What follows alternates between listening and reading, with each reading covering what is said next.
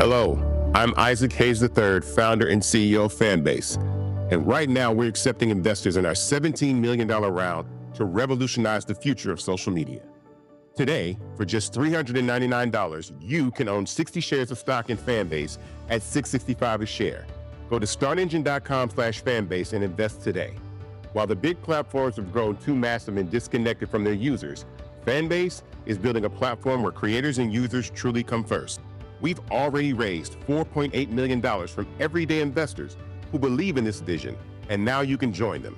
This is your chance to invest in a social media tech company with over 1 million users that is disrupting media by allowing anyone to reach all of their following and monetize their content from day one.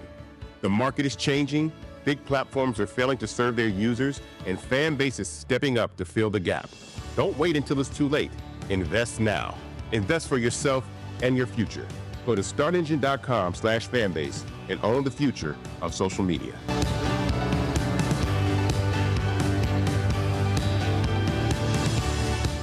Folks, Black Star Network is here. Hold no punches. I'm real revolutionary right now. Black power. Support this man, Black media. He makes sure that our stories are told. Thank you for being the voice of Black America, Roland. Stay black. I love y'all. All momentum we have now, we have to keep this going. The video looks phenomenal. See, there's a difference between Black Star Network and Black-owned media and something like CNN. You can't be Black-owned media and be scared. It's time to be smart. Bring your eyeballs home. You dig?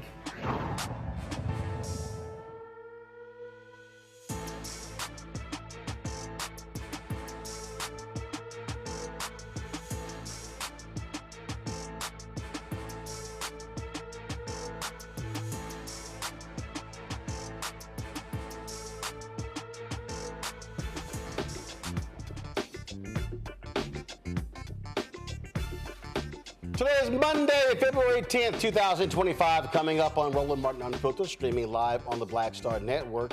The head of the United Nations AIDS Agency has warned that we could see a major increase in HIV infections and deaths due to the pettiness and shameful actions of Donald Trump in freezing foreign aid for HIV programs. Some MAGA farmers are discovering that they have voted against their own interests. You effed around and now you're finding out Trump did not care about you.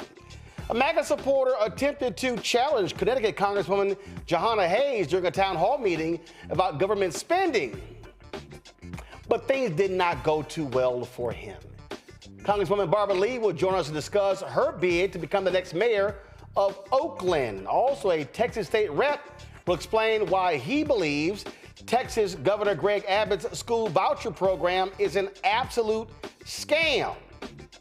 Also, all of these working class folks, those of you who voted for Donald Trump and those of you who set your ass on the couch, you're about to find out when they get rid of the Consumer Financial Protection Bureau and how you are screwed. Plus, yesterday, everybody's talking about Kendrick Lamar's halftime, but I'm going to focus on conservative commentator Armstrong Williams and MAGA continuing to whine about the singing of Lift Every Voice and Sing at the Super Bowl.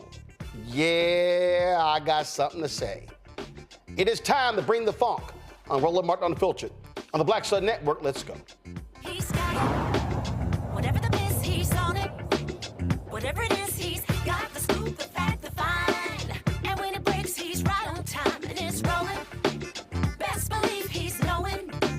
Putting it down from sports to news to politics. With entertainment just for kicks, he's rolling. It's on go, roll, roll, y'all. It's Roland Martin, yeah. Rolling with Roland now. He's funky, he's fresh, he's real, the best, you know he's Roland Martin now.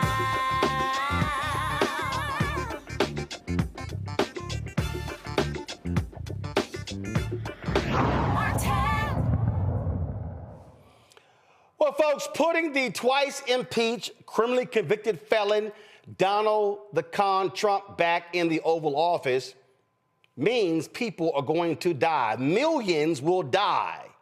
Or I know some of you might say, well, Roland, oh my goodness. I mean, that's just so stark. I mean, I can't believe you're saying that. Well, guess what?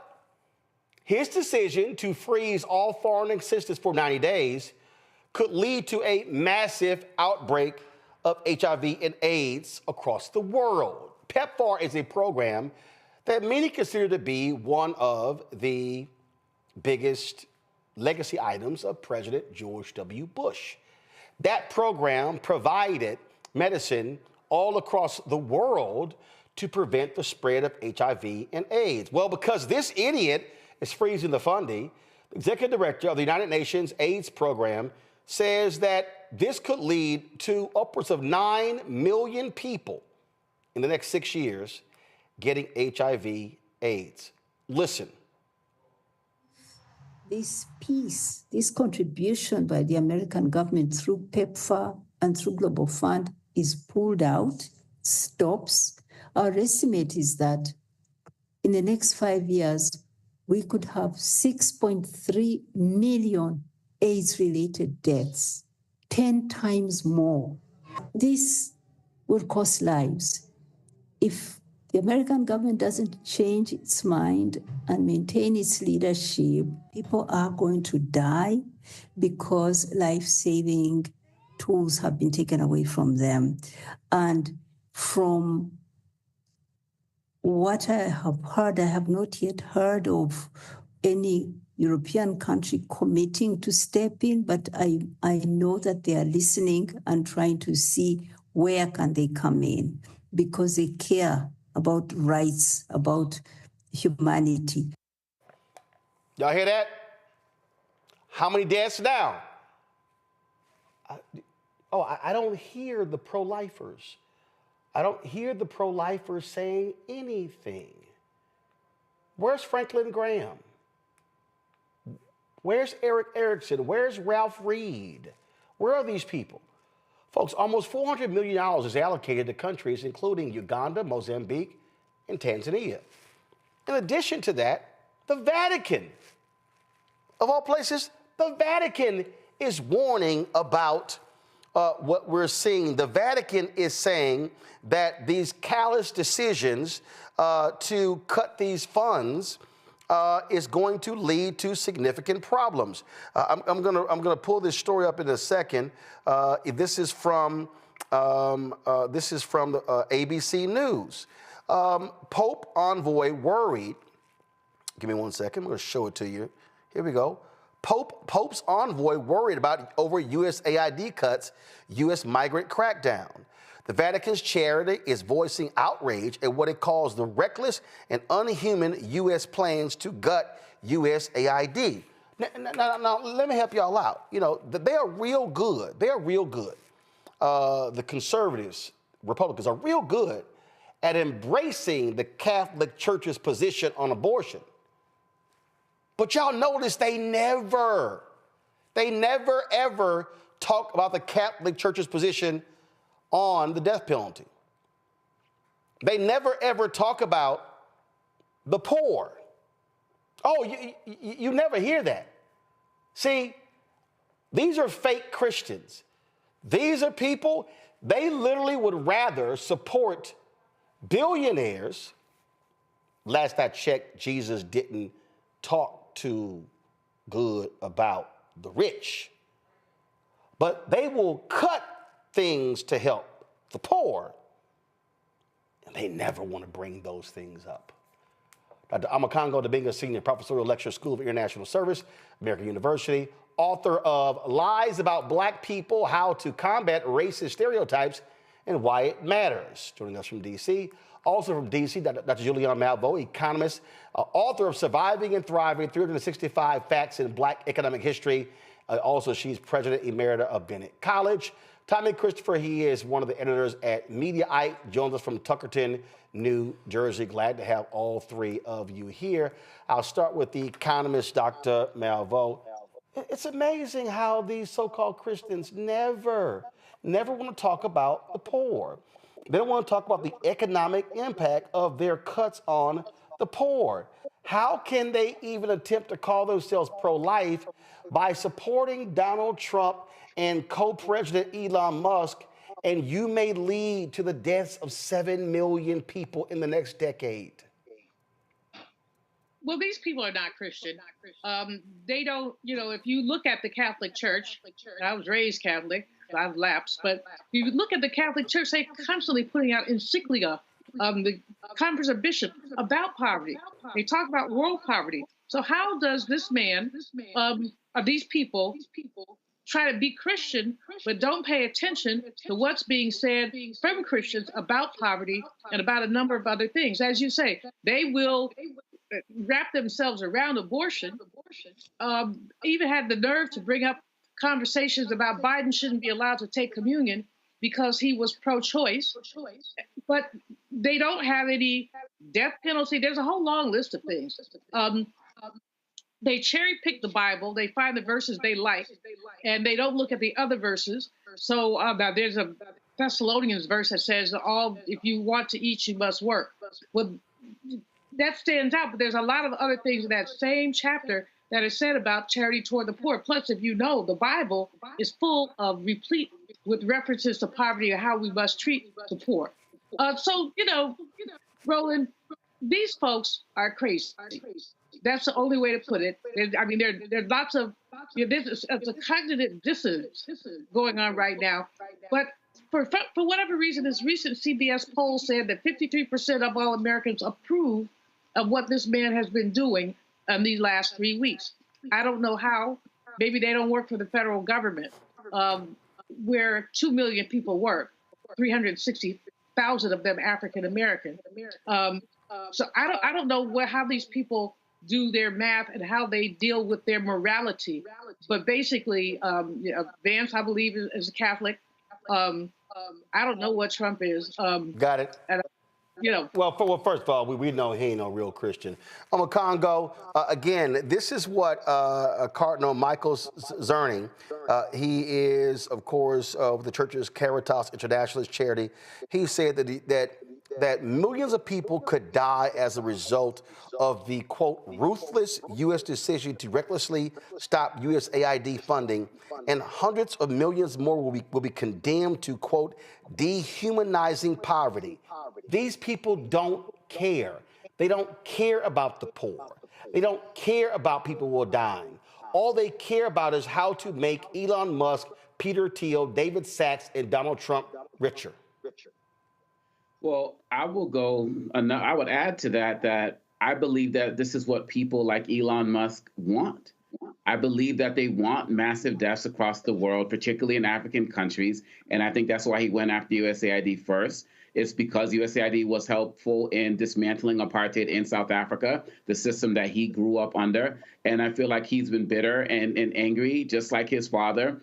And I was reading a story today about his grandfather on his mother's side, who actually came from Canada and was a Nazi and moved to South Africa to be part of the apartheid movement. So it's in their blood. And when he talks about this, I think if but in the other media outlets that I'm seeing, they keep saying, why is he doing this? How could the richest man be starving the poorest people? This is what he wants. He wants a death and destruction. This was the same guy who said a few years ago it's going to take a plane crash until people start realizing that DEI or diversity is a problem.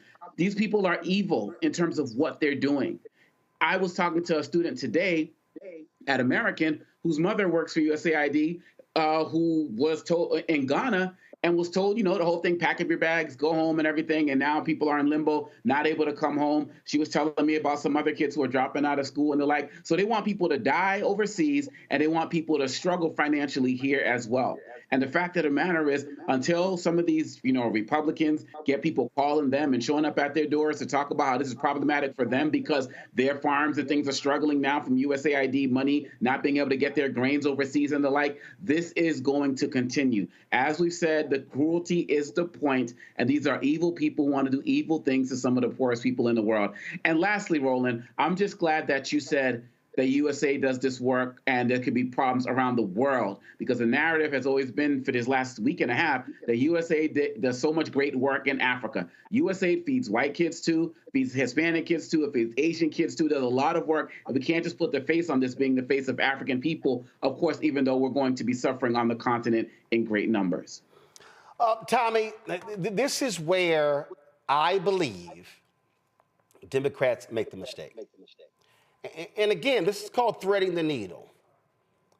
They're focused on, frankly, obviously the policy, the wonky part. They're focused on the impact of the programming on federal workers.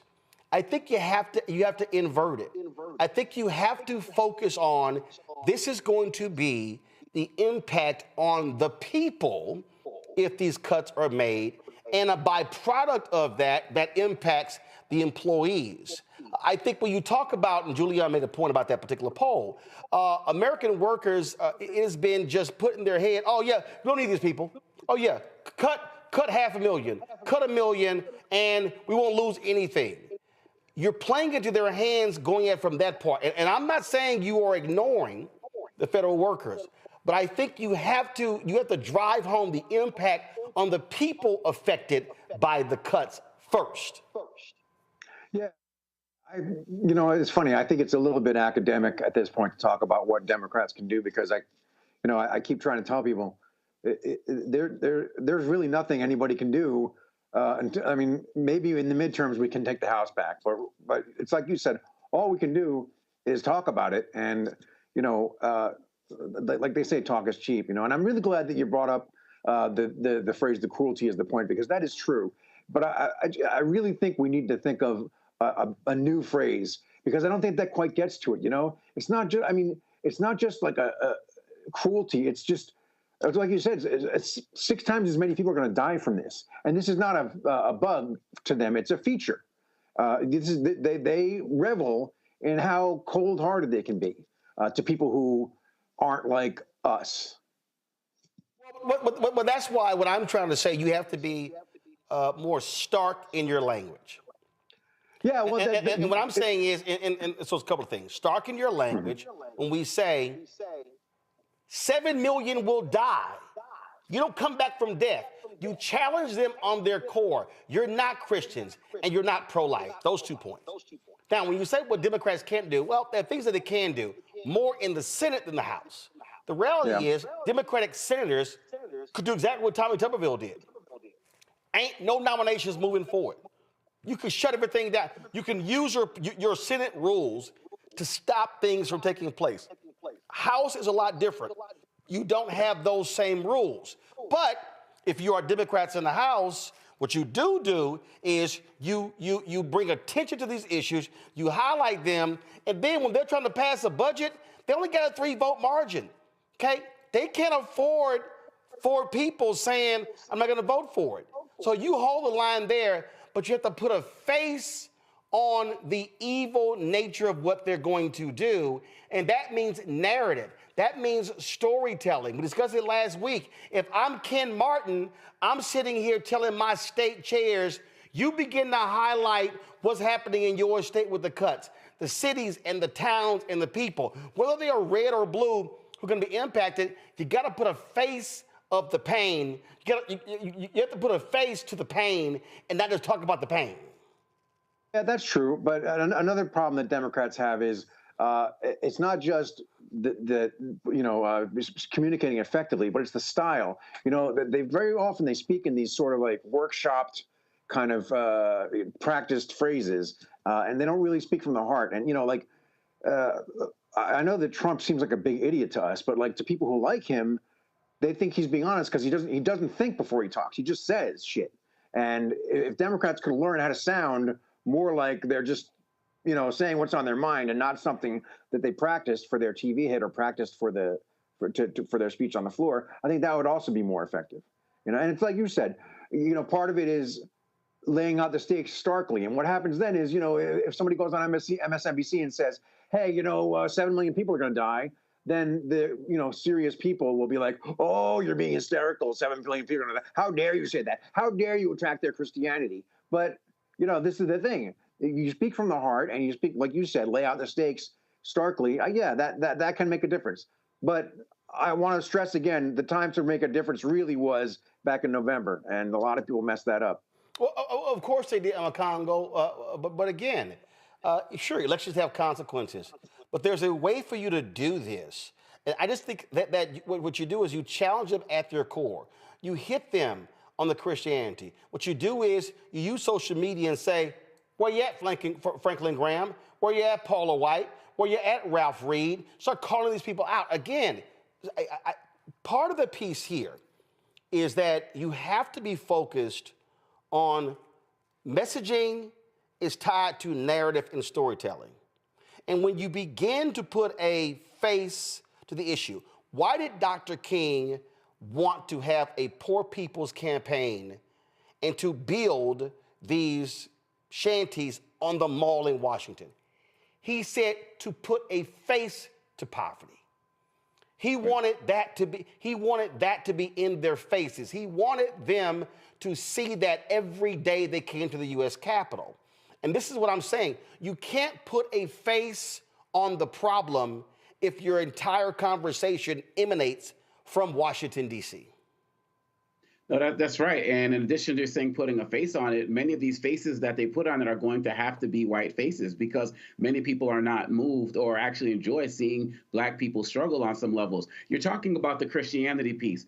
Well, one area you're going to be able to tie the "you're not a Christian" piece to very soon is going to be the Department of Education. Tie faces to that, because when funding dries up or gets stolen or redirected towards tax cuts and the like, and kids are not going to get their funds for disability services or their IEPs, the individualized education plans, they're not going to get food in their schools and things like that. Those are going to be real people struggling in rural areas and city areas across this country. Where's the humanity? Where's the feed the poor? Where is that? And have these people speak. We're already seeing so many videos on so many spaces, Roland. You share them, I share them, of people who are dealing with stuff in real time right now.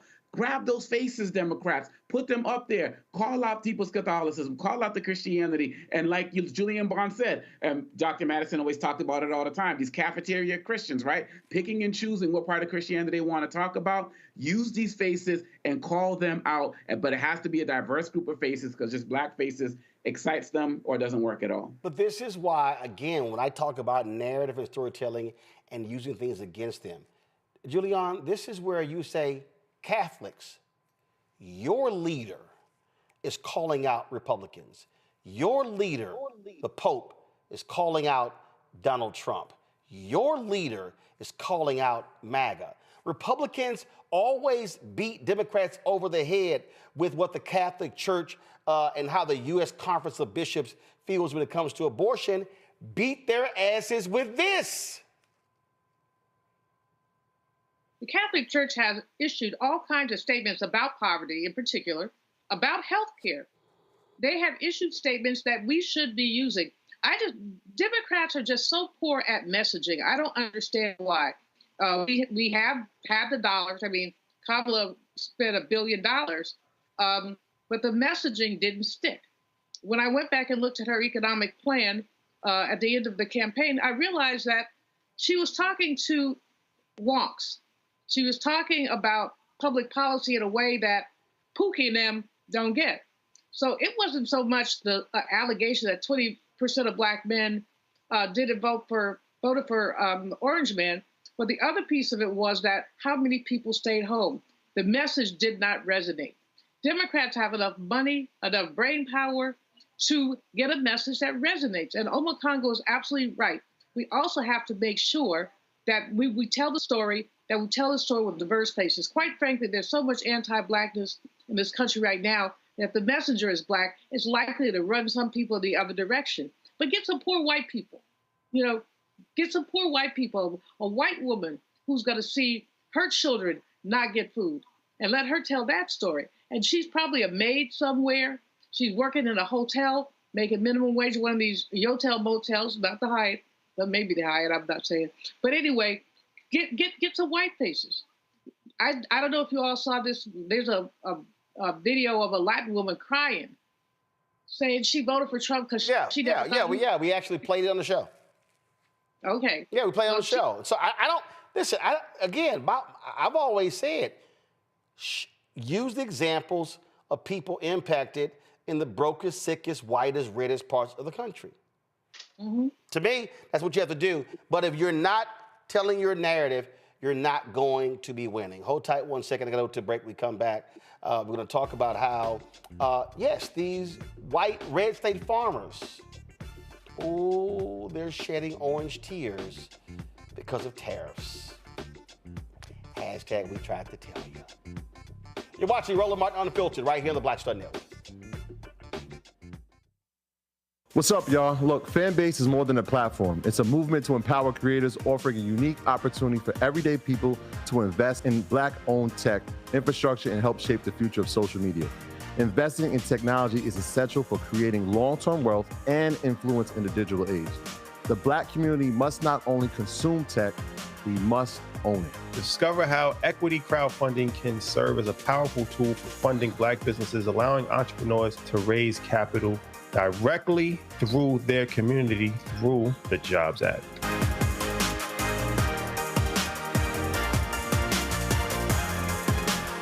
On the next Get Wealthy with me, Deborah Owens, America's Wealth Coach, have you ever had that $1 million idea and wondered how you could make it a reality?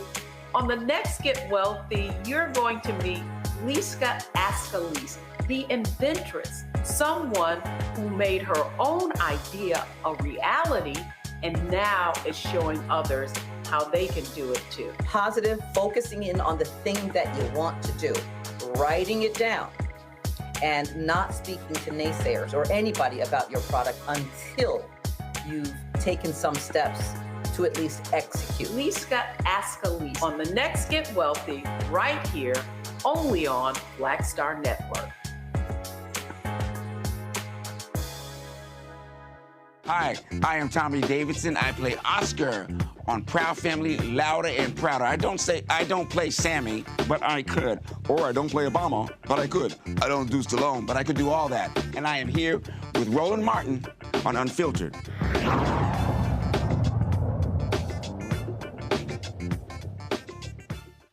Folks, she is no longer in Congress, but it doesn't mean that she is tired of being a public servant. Former Congresswoman Barbara Lee has thrown her hat in the ring to become the next mayor of Oakland. Oakland, of course, had a recall effort. The mayor there was recalled. In addition to that, you also, of course, have seen that former mayor get indicted. All kind of drama happened in Oakland. So former Congresswoman Barbara Lee, of course, former aide to Shirley Chisholm, joins us right now. So I'm so used to calling you Congresswoman, I'm gonna keep calling you Congresswoman. How you doing? Hey, Roland, I'm doing good. How are you? So you decided not to go to Oakland and chill out and go to art shows and go to concerts and stuff. You're like, you know what? I got more stuff to do. Roland, we can do that in Oakland. You know, Oakland has some wonderful artists, wonderful concerts, and the glass half full has to be brought forth about Oakland because this is the home of the Black Panther Party, home of the Black Labor Union movement, Brotherhood Car, Port of Pullman. It's the home of so many great people that and artists and activists, but we have to show the half glass full. And so, you know, I decided after 2 months of trying to decide that I did want to run for mayor. It's a challenge.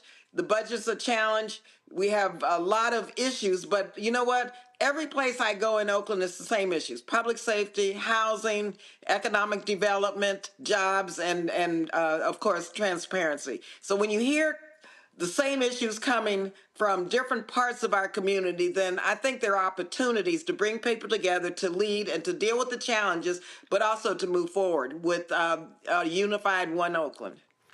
You know, but you also are following in the footsteps of your former boss, my alpha brother, the late Congressman Ron Dellums. When he retired from Congress, he went back to Oakland and he ran for mayor. Well, remember, Ron waited about 7 or 8 years before he made that decision. Right. Thank goodness I was able to make this decision. I mean, it just happened that this mayor's seat became open as a result of a recall. And so I think coming from Washington, D.C., having delivered billions of dollars, mind you, to my congressional district, the 12th, which Latifah Simon is carrying forward in a very, really aggressive, assertive, and compassionate way with strength.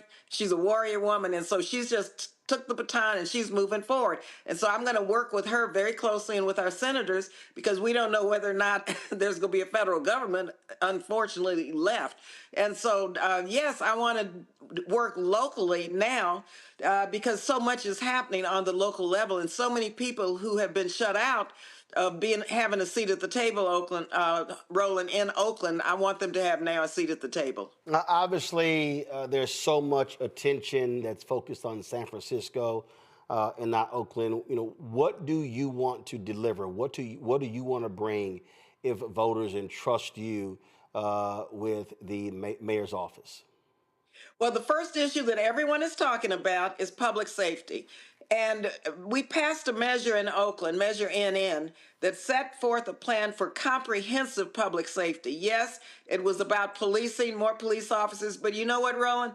The majority of people who voted for this want to have our violence prevention efforts that are coordinated with the police department, ceasefire, macro, mental health interrupters, ambassadors. So Oakland is ready for a comprehensive public safety plan because the crime rate is going down.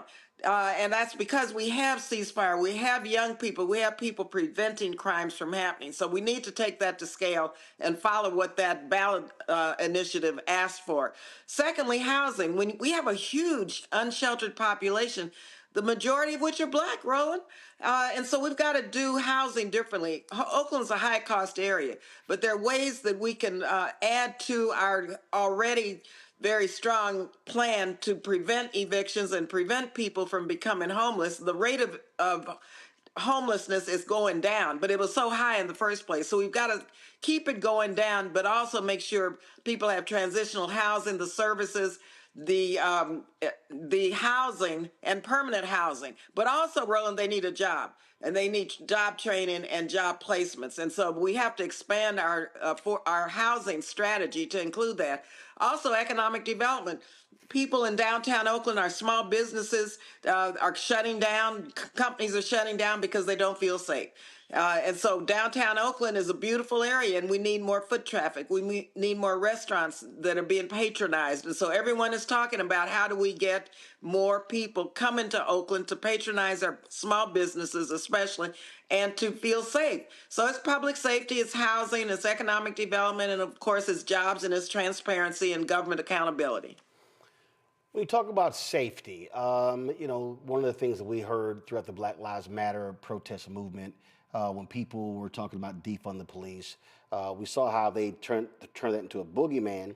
People were not saying that no police. Some people were, but most people were not. What they were saying is you can't have 50, 60% of a city's budget going to police and you not deal with the mental health issues, sending cops to calls and where's mental health. And using police to focus on parking and things along those lines. And so for you, how do you envision public safety and the resources that go to law enforcement? Or do you see it not as, hey, let's keep funding the police department, let's fund public safety, which means beyond just police? Yeah, Roland, thanks for asking that question. And let me tell you, I mentioned the measure that was passed, Measure NN.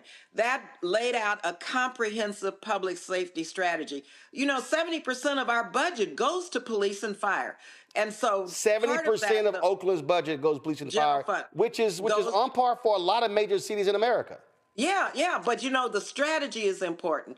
Yes, we need police officers, and we can't police ourselves out of the crime that's occurring in Oakland. What we need and what voters voted for was the strategy that included macro, which is a mental health strategy that's incorporated into the police department, where mental health volunteers and professionals go out and address the mental health needs of people that are about to commit a crime. Then we have ceasefire, which really is crime prevention. And these are young people that go out on the streets and they prevent crimes from being happening. I was able to fund through earmarks different programs that of young people who know the streets really well. And they know how to go out there and stop the crimes from being committed. And so it's comprehensive. And so we can't, as I said, police our way out of crimes happening, but we can certainly prevent crimes from happening and use police force for policing.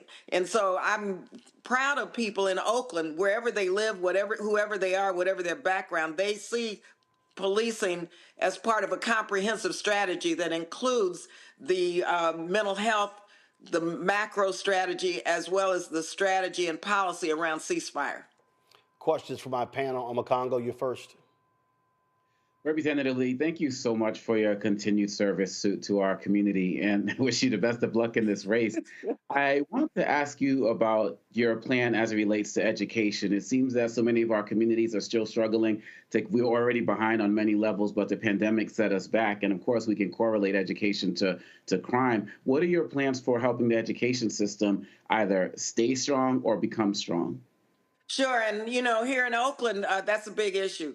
And of course, the city doesn't necessarily have jurisdiction over our school system, but we can help in terms of making sure that our young people have the resources, their families, housing, all of the contributing factors to making sure that our schools and our children are successful, the city can be involved in. A couple of things I want to do.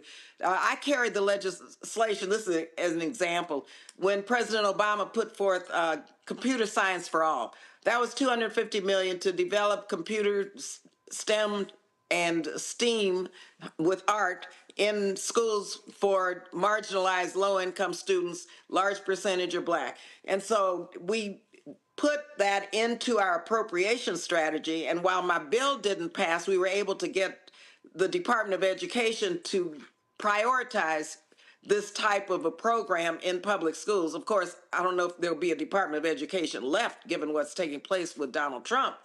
But at the local level, I want to have an Office of Public-Private Partnerships where I can go out and get private foundation money and corporate money to help establish a computer science for all, funded through the city with our allies and partners for public school children here in Oakland.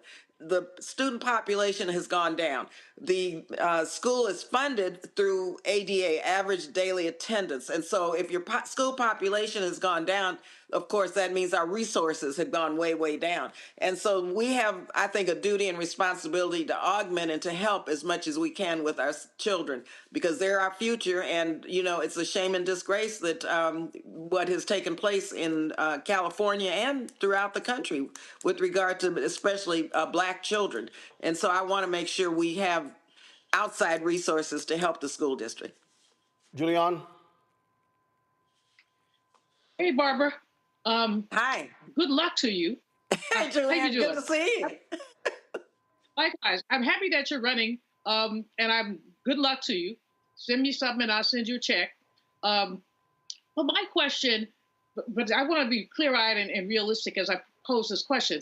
Congressman Ellums was an excellent congressman. We loved him dearly. He carried our progressive legislation, and you inherited his mantle beautifully.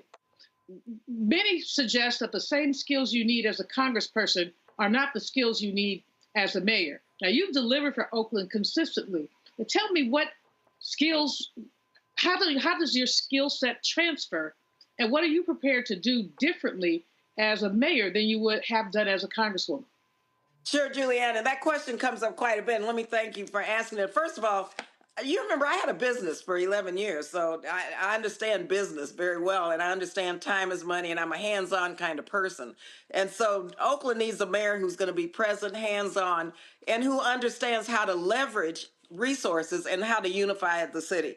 I have the support of labor and the business community, the Oakland Chamber of Commerce, for example, the activists, the Black, Latino, AAPI communities. And so we have to unify first. Every sector in Oakland is saying the same thing. And so I think with my leadership skills and background and ability and experience, Yeah, and you know I've worked with George Bush and all of the Republicans in the House and as president to deliver.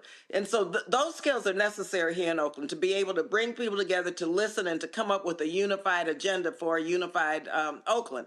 And the budget, I was on the Appropriations Committee and the Budget Committee for years. So I know budgets, I know appropriations, but I also know how they impact local communities because I did earmarks and I did federally directed spending, say, to the Port of Oakland. And we just got that $400 million. That's a hub that I want to develop which is perfect for a green industry, jobs industry, economic development. And so seeing it and having worked at the state level, at the state legislature and in the federal government, I'm able to bring people together and allies and public-private partnerships to really put together an agenda of jobs and economic development for the city. And those skills are really needed right now. Leadership is really needed. Experience is really needed. And so it's, I mean, of course, Jerry Brown was the governor. Ron was Congress. We had Elihu, who was the assembly member. So every mayor has come from different spaces. And for me personally, I'm hands-on. And this is about making sure the core services are delivered. As a social worker, I know what advocacy means. I know what it means to develop efficiencies within these departments to make sure they deliver the core services to people. And I know how to look at budgets and determine where there's waste. And where there's waste, we're going to deal with the waste in our budgets and in our city. Tommy? Thank you. Congresswoman, thank you for being here. I'm wondering if I could get your reaction to Donald Trump's plan for Gaza, that crazy plan about turning it into the Riviera.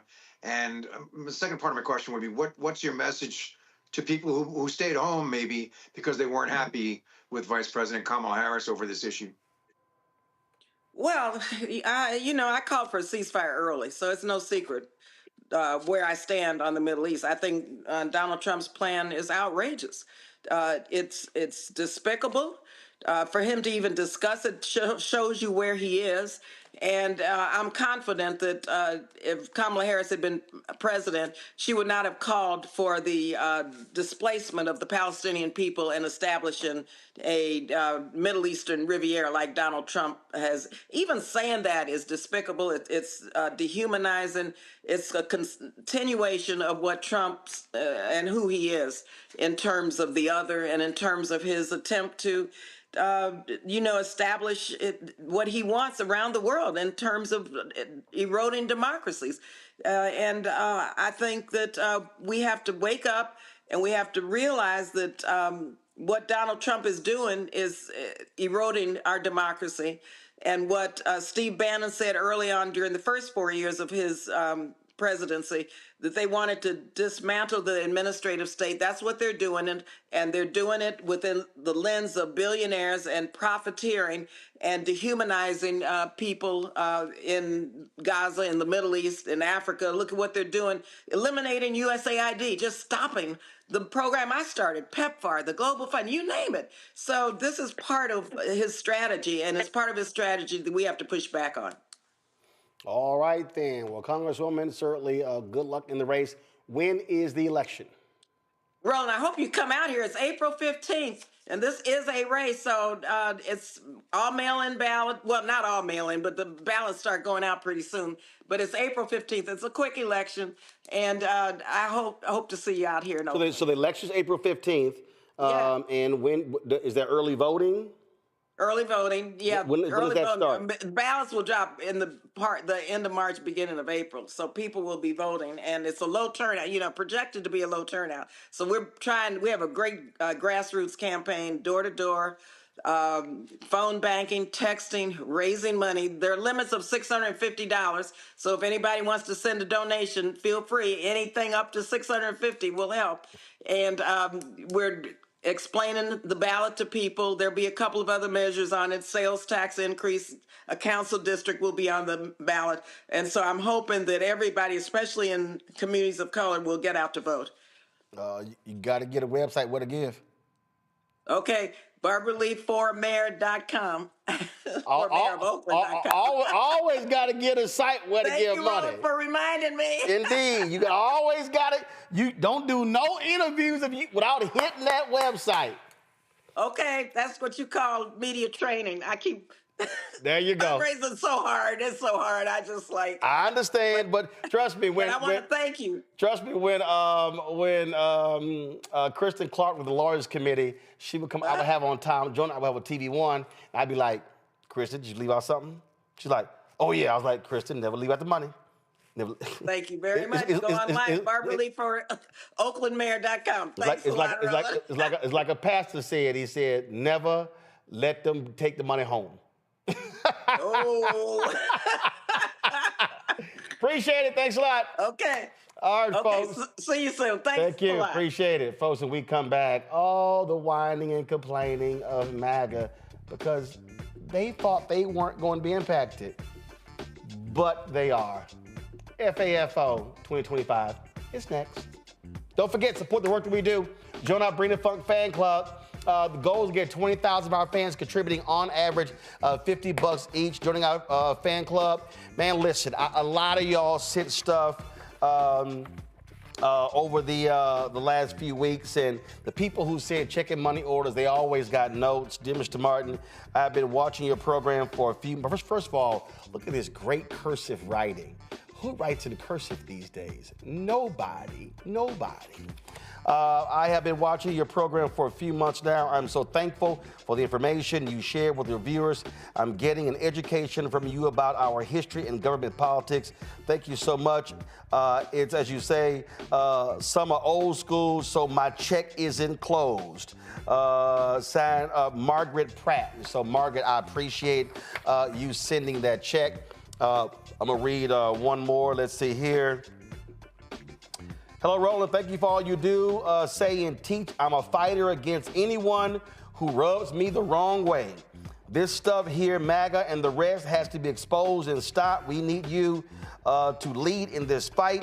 Merry Christmas, Happy New Year. Love, Mrs. Faith Evans Black. And so, Faith, I appreciate you as well. Folks, if you want to contribute via Cash App, use the Stripe QR code. It's right here. If you're listening, go to blackstarnetwork.com where we have the QR code there as well. Send your check and money order, P.O. Box 57196, Washington, D.C., 20037-0196. PayPal is paypal.me/rmartinunfiltered. Venmo is venmo.com/rmunfiltered.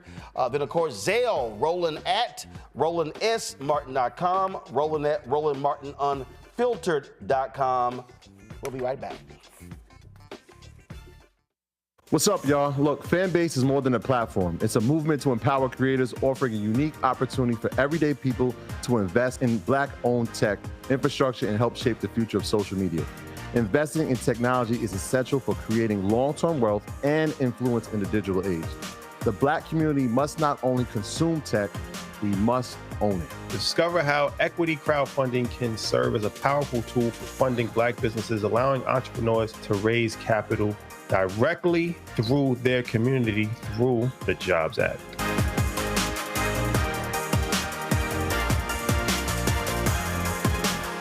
Now that Roland Martin is willing to give me the blueprint, hey, Cyrus, I need to go to Tyler Perry and get another blueprint because I need some green money. The only way I can do what I'm doing, I need to make some money. So you'll see me working with Roland. Matter of fact, it's the Roland Martin and Cheryl Underwood show. Well, should it be the Cheryl Underwood show and the Roland Martin show? Well, whatever show it's going to be good.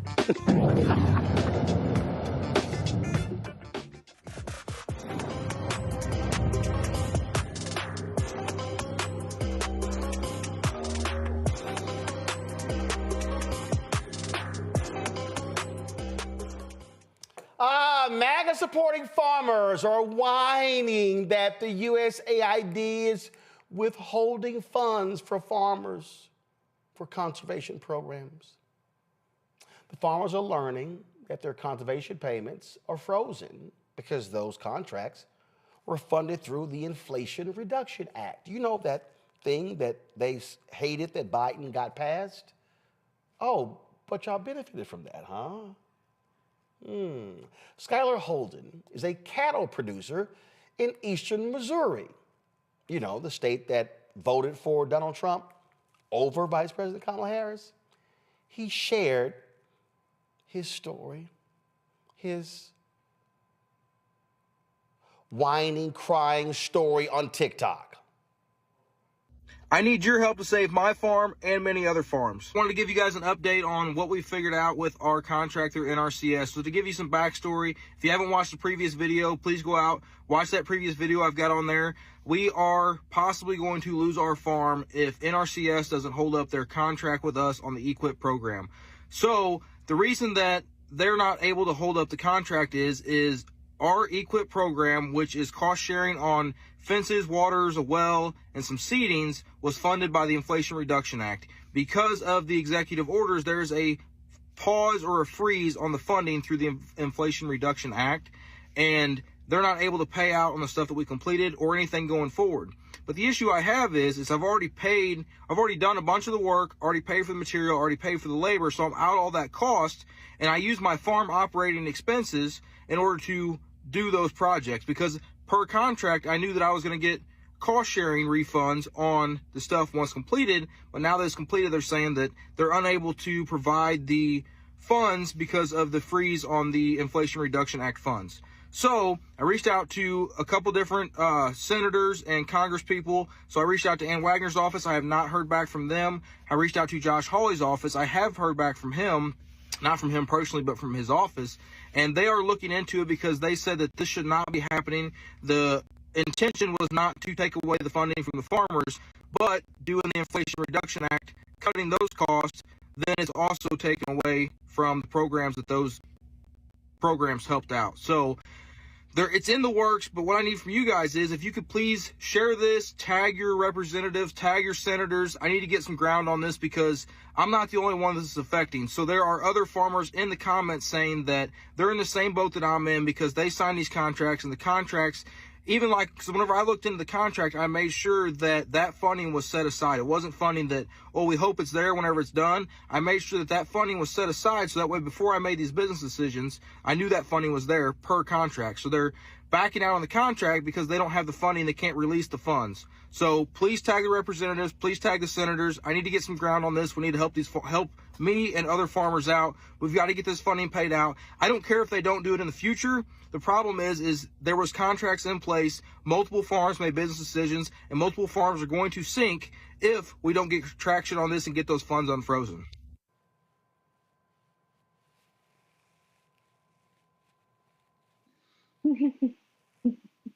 You're wrong for that, Roland.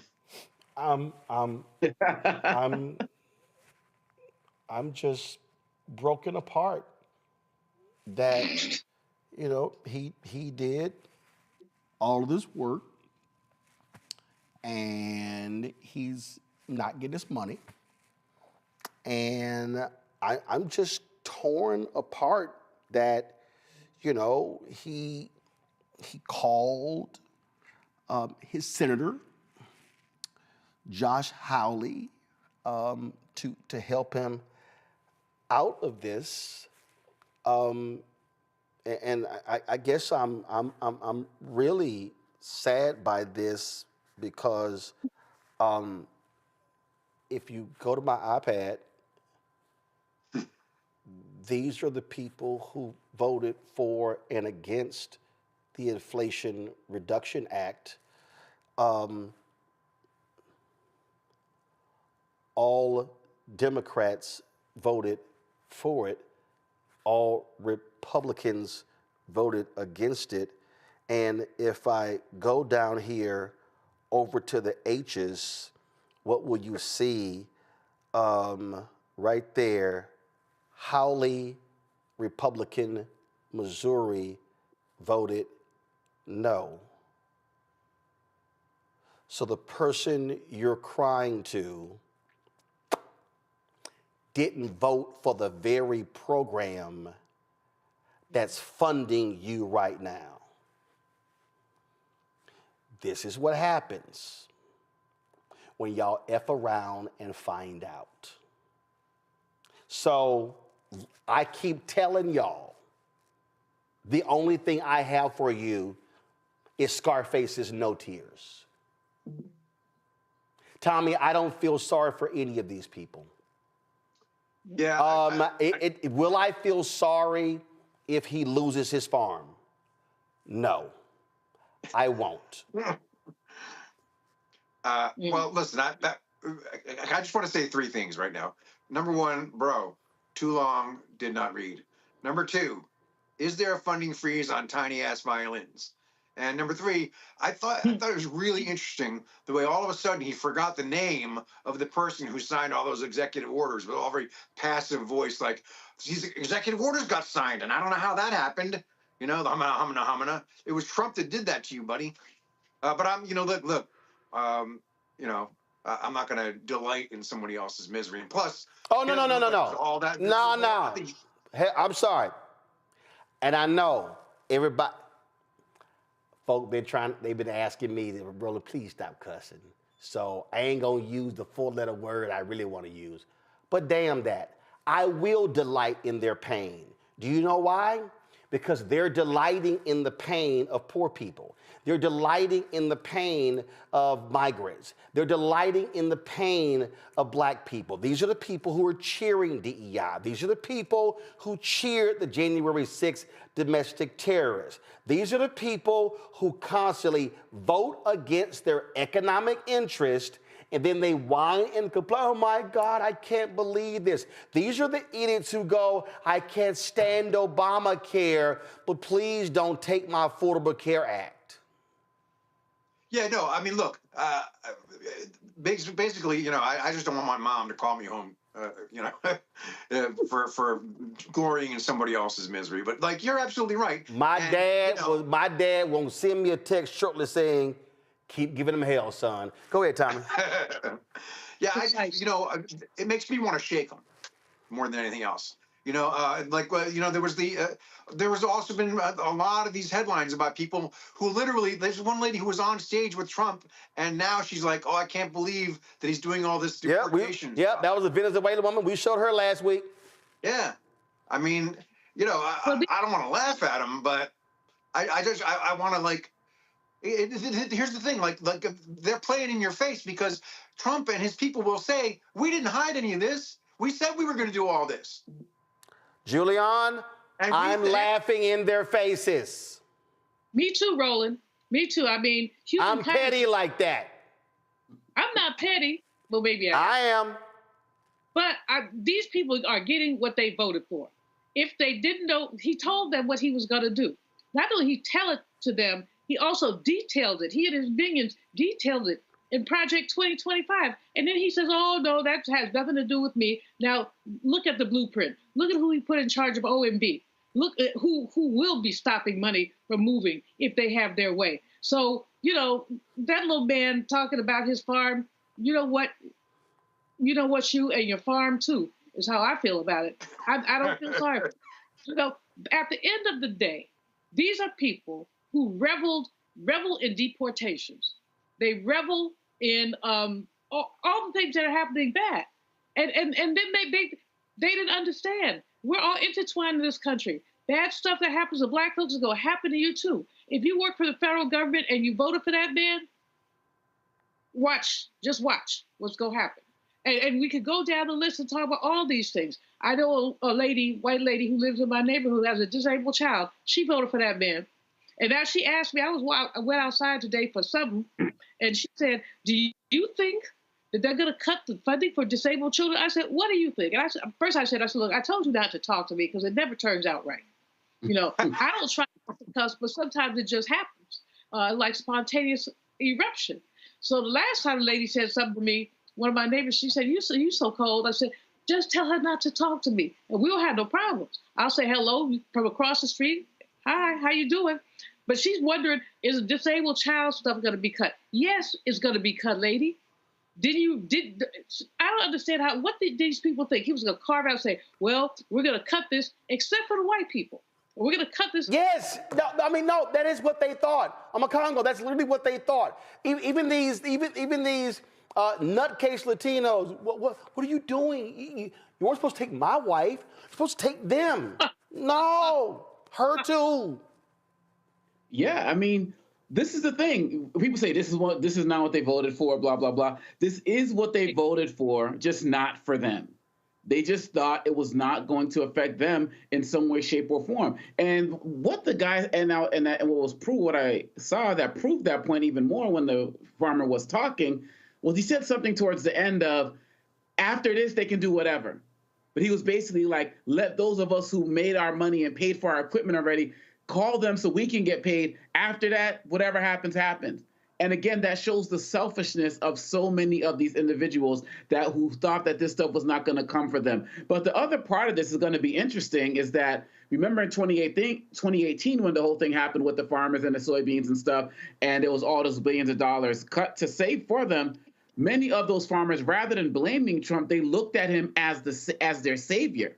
And they said Trump came in. And so even these guys who are struggling now, if Trump reverses something or, Hawley gets an exemption for these particular people, they're going to say Trump saved us, as opposed to looking at Trump as the person who made this happen. And so for some reason, Trump, with these particular guys who he has a hold on, he keeps winning with them, because even though he's beating them down, just like he's beating other people down, if he can come in and show that he's the savior, they're still going to ride with him. And that's why these guys, if they're really mad, then they're going to get politically active and not beg people like Hawley, but challenge them to actually get out there and fight. But many of them are not doing that. They're just begging for help for themselves. Let me be perfectly clear. I'm going to say it again. And I told y'all, I told you, Tommy.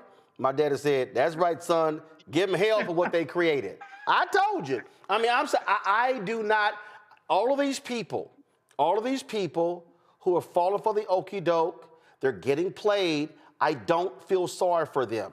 I understand pain, but my deal is, we told you for a year we told you for 3 years what Project 2025 was. We told you, and they told you what they were going to do. But these people, they effed around and they found that, and now they're finding out, and hashtag we tried to tell you. Also, folks, we talk about we tried to tell you, okay? We're seeing this thing happen right now all across the country, where select billionaires are doing all they can to destroy public education in America. And they'll explain to you what they're doing, okay? They want to destroy, let's be real clear, they want to destroy the teachers union, okay? Because they believe that that's the problem with education. They want to destroy the public education infrastructure. And I told y'all on the show who created that. If you read James D. Anderson's book, The Education of Blacks in the South, from 1860 to 1935, it was African Americans, formerly enslaved people of African descent, who was elected to state houses all across the country, beginning in South Carolina, who put it in the state constitution for taxpayer-funded education. What Republicans want to do is they want to destroy that entire system. And they want to, under the guise of school choice, and they've been pushing their voucher programs. It's happening in Tennessee. It's happening in Texas. We've seen these things happen in Florida. But those two states are the biggest when we talk about the school voucher issue. In Texas, it's so bad, where the corrupt governor of the state, Greg Abbott, and the corrupt lieutenant governor of the state, Dan Patrick, two MAGA Republicans, they lost last session. The governor kept calling them back in the special session. They kept losing. The governor and Dan Patrick then said, we're going to target Republicans who voted against it, and they largely succeeded in booting them from office. Last week, the school voucher scam passed the Texas Senate. Now it goes to the Texas House. Former San Antonio teacher and current Texas State Representative James Tellerico, he's making headlines all across the state and on social media for calling school vouchers welfare for the wealthy. Listen to this. Greg Abbott is selling this private school voucher scam by calling it school choice. But it's not school choice. It's the school's choice, because private schools can deny admission to any kid for any reason they want. So how is it choice when the private school has all the power? How is it choice when a majority of counties in the state of Texas don't have a single private school in them? How is it choice when private schools don't have to provide transportation or special education services? And how is it choice when the voucher doesn't even cover the full cost at most private schools in Texas? If you gave my former students on the west side of San Antonio a $10,000 voucher, there's still no way they could afford a $20,000 a year private school. But here's the catch. The wealthy parent who is already sending their kid to a $20,000 a year private school is about to get a $10,000 discount, a $10,000 coupon at our expense. Vouchers are welfare for the wealthy. And by taking money out of our public schools and giving it to wealthy parents who don't need it, vouchers would be a massive, historic transfer of wealth from the bottom to the top. And the last thing I'll say, there are a lot of self-proclaimed Christians pushing these voucher scams. I can't think of anything more unchristian than stealing from the poor to give to the rich. Joining us now is Texas State Representative James Tellerico. Glad to have you on the show. Let me put this in perspective. Several years ago, I founded School Choice is the Black Choice. I've supported charter schools. I've supported African Americans, running charter schools, being in control of charter schools, being in control of the hiring, the contracts, the curriculum, all those different things. I've also spoken at school choice conferences, and I spoke at one years ago here in D.C. And many of them, and most of the room was mostly white, and they were supporting vouchers. And I said to them that if you are supporting vouchers for suburban white parents, I said, and not for the, let's say, bottom 10% of schools, then you got this wrong. I said, if you truly support vouchers, then you will support them first for who desperately need a better education, as opposed to the top end of folks. And I've been on the record, this initiative in Texas is a school choice scam. I absolutely do not support it because it's not about education. It's not about educating the folks who go to poor performing schools. This is literally about allowing wealthy parents or even middle to upper income, largely white suburban parents who can't afford to send their kids to private school as a way to let them, and it's about gutting public education. That's exactly right. And I'm also a native Texan. Go ahead. Yes, sir. And thank you for covering this. There are not nearly enough media outlets telling this story about what's happening to public education in this country. You obviously see billionaires at the federal level with Elon Musk trying to shut down the Department of Education. And you see billionaires here at the state level in Texas trying to dismantle our public schools. And private school voucher scams are just part of that effort. We've also seen it with demonizing librarians and trying to ban books. We've seen it with this hysteria about critical race theory and efforts to whitewash our history. This is all part of the same coordinated effort to defund and close public schools across the country. And it's important that we know what we're up against. I really thank you for your clarification because, you know, we do have school choice here in Texas.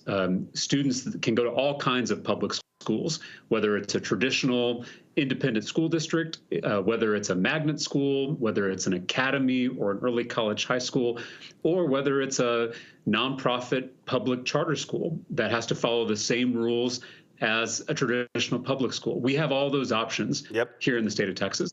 This is an entirely different idea. The idea that you can take money that would otherwise go to our public schools, both traditional and charter, and then taking it out of the public school system and giving it to unaccountable private schools that serve the wealthy few. This is a whole different effort that we're seeing here. And thank you for that clarification, because the words get thrown around and it can get kind of confusing what we're talking about. And see, here's the game that they're also playing. And again, I spent 2 or 3 years studying this entire school choice movement. My man, Dr. Howard Fuller, former superintendent in Milwaukee, he calls it parental choice. And I spent 2 or 3 years studying it before I decided to go public with the position that I took. And it's all kind of different phrases that you're right, that are thrown around. And I remember it was probably 3 or 4 years ago, maybe it was even longer.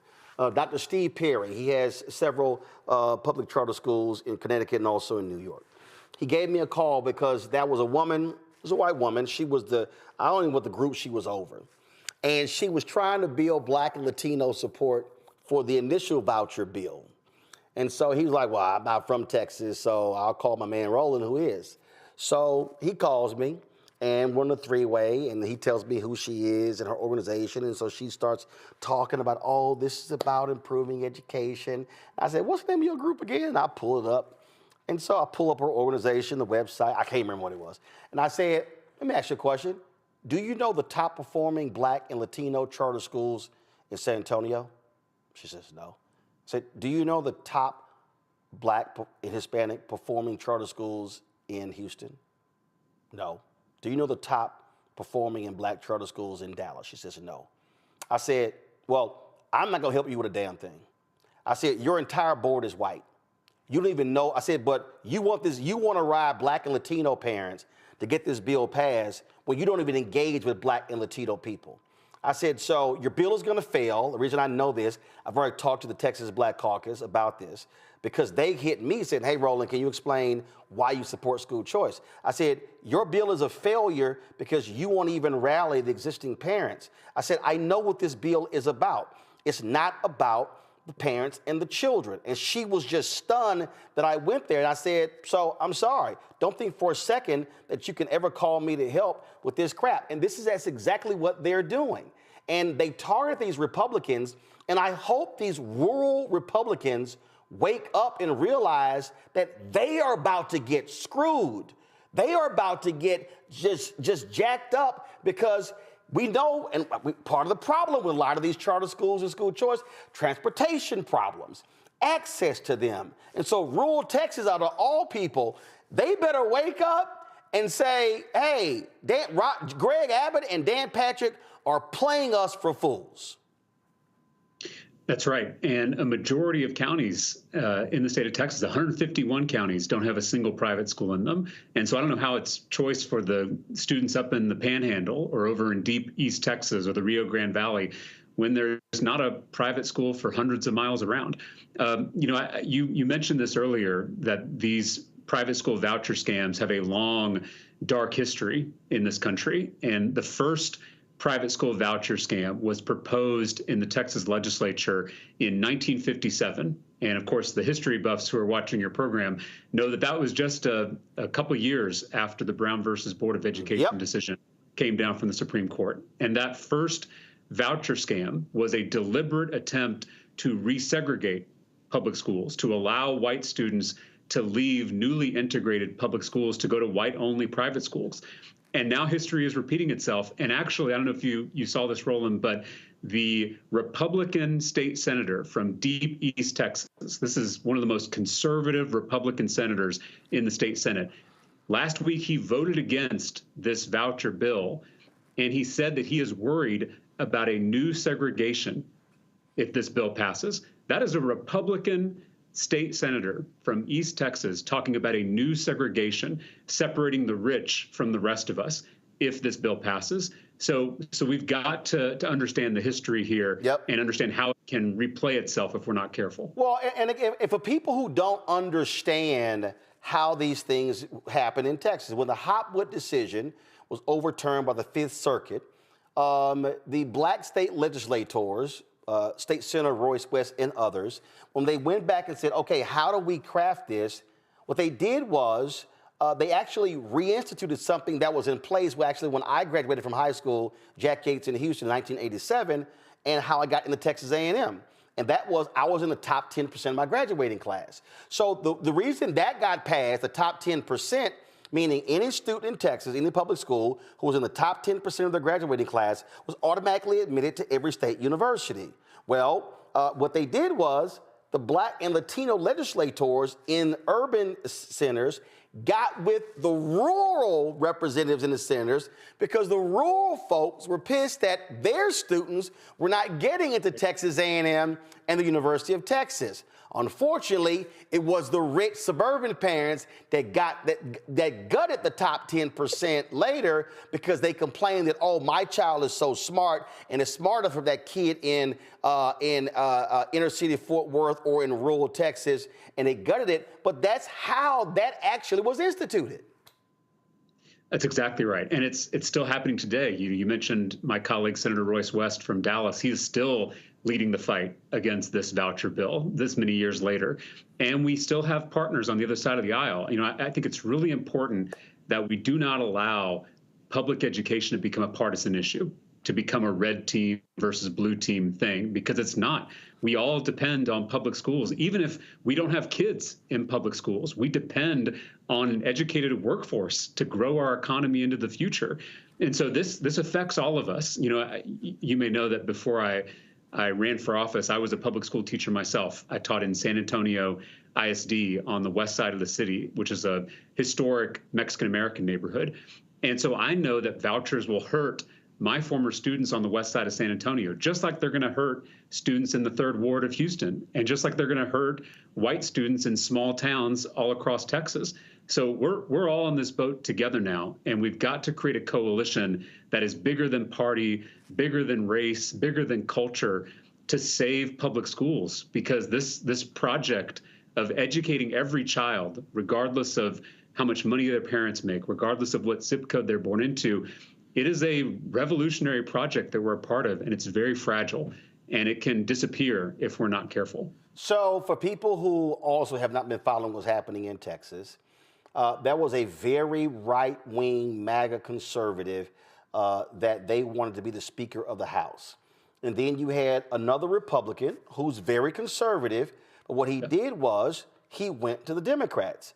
And so he was elected with more Democratic votes than Republican, but he's the Speaker of the House. And what I keep telling people, when you're the Speaker of the Texas House, just like, frankly, Dan Patrick should be operating as Lieutenant Governor, and Greg Abbott should be operating as the Governor of Texas, you represent all constituents. And so they've been angry. They talked about kicking him out of the party, censuring him, changing the rules. And so what is it looking like? They took out several Republicans who voted against this last year. It's going to be a very, very close, tight vote. But do you believe, and what are y'all doing to convince these rural Republicans that they are going to play a part in the destruction of their own public schools if they support this billionaire-funded effort by Greg Abbott and Dan Patrick? Yeah, so just a quick update on where we've been before. 2 years ago, in 2023, Greg Abbott made private school voucher scams his #1 legislative priority. He barnstormed the state. He spent millions of dollars. He was bullying and bribing lawmakers to get this thing passed.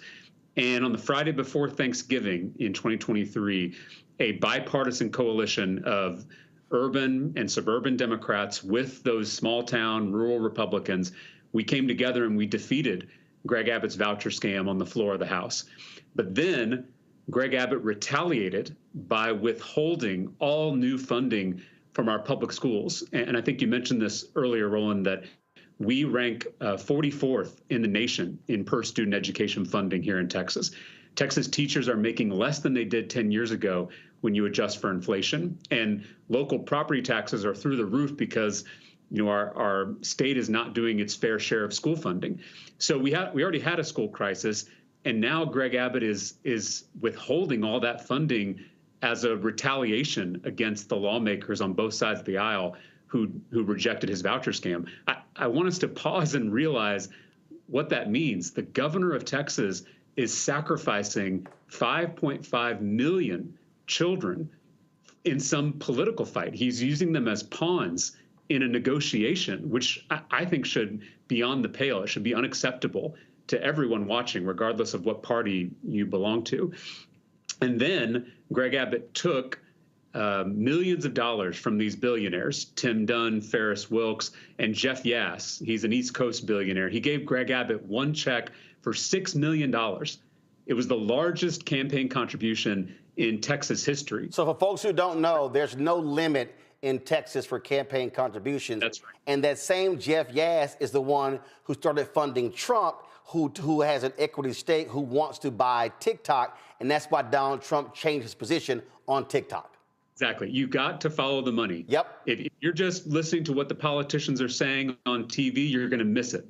You've got to understand who is pulling the strings behind the scenes. And so that's why these names may be unfamiliar to you, but the first step is to get yourself educated. Look up Tim Dunn, look up Ferris Wilks, look up Jeff Yass, look up Betsy DeVos, because these are the power players. These are who Greg Abbott listens to. These are the billionaires that Dan Patrick listens to. So Greg Abbott got this $6 million check from Jeff Yass last year, and he used it to go on a revenge tour and went after these conservative, small-town, rural Republicans. Their only sin was standing by their public schools and voting for their constituents. Yes. The people who elected them. Right. And they vote for all of Greg Abbott's crazy bills. They're lockstep with Donald Trump and Greg Abbott. The only thing they did to anger the governor was voting for their constituents, voting to protect their local public schools. Because as you know, in these small towns around Texas, these small towns around the country, the local public school is the lifeblood of that community. It's the only pillar left standing. Was it 6 or 7 and he defeated all except one? What was it?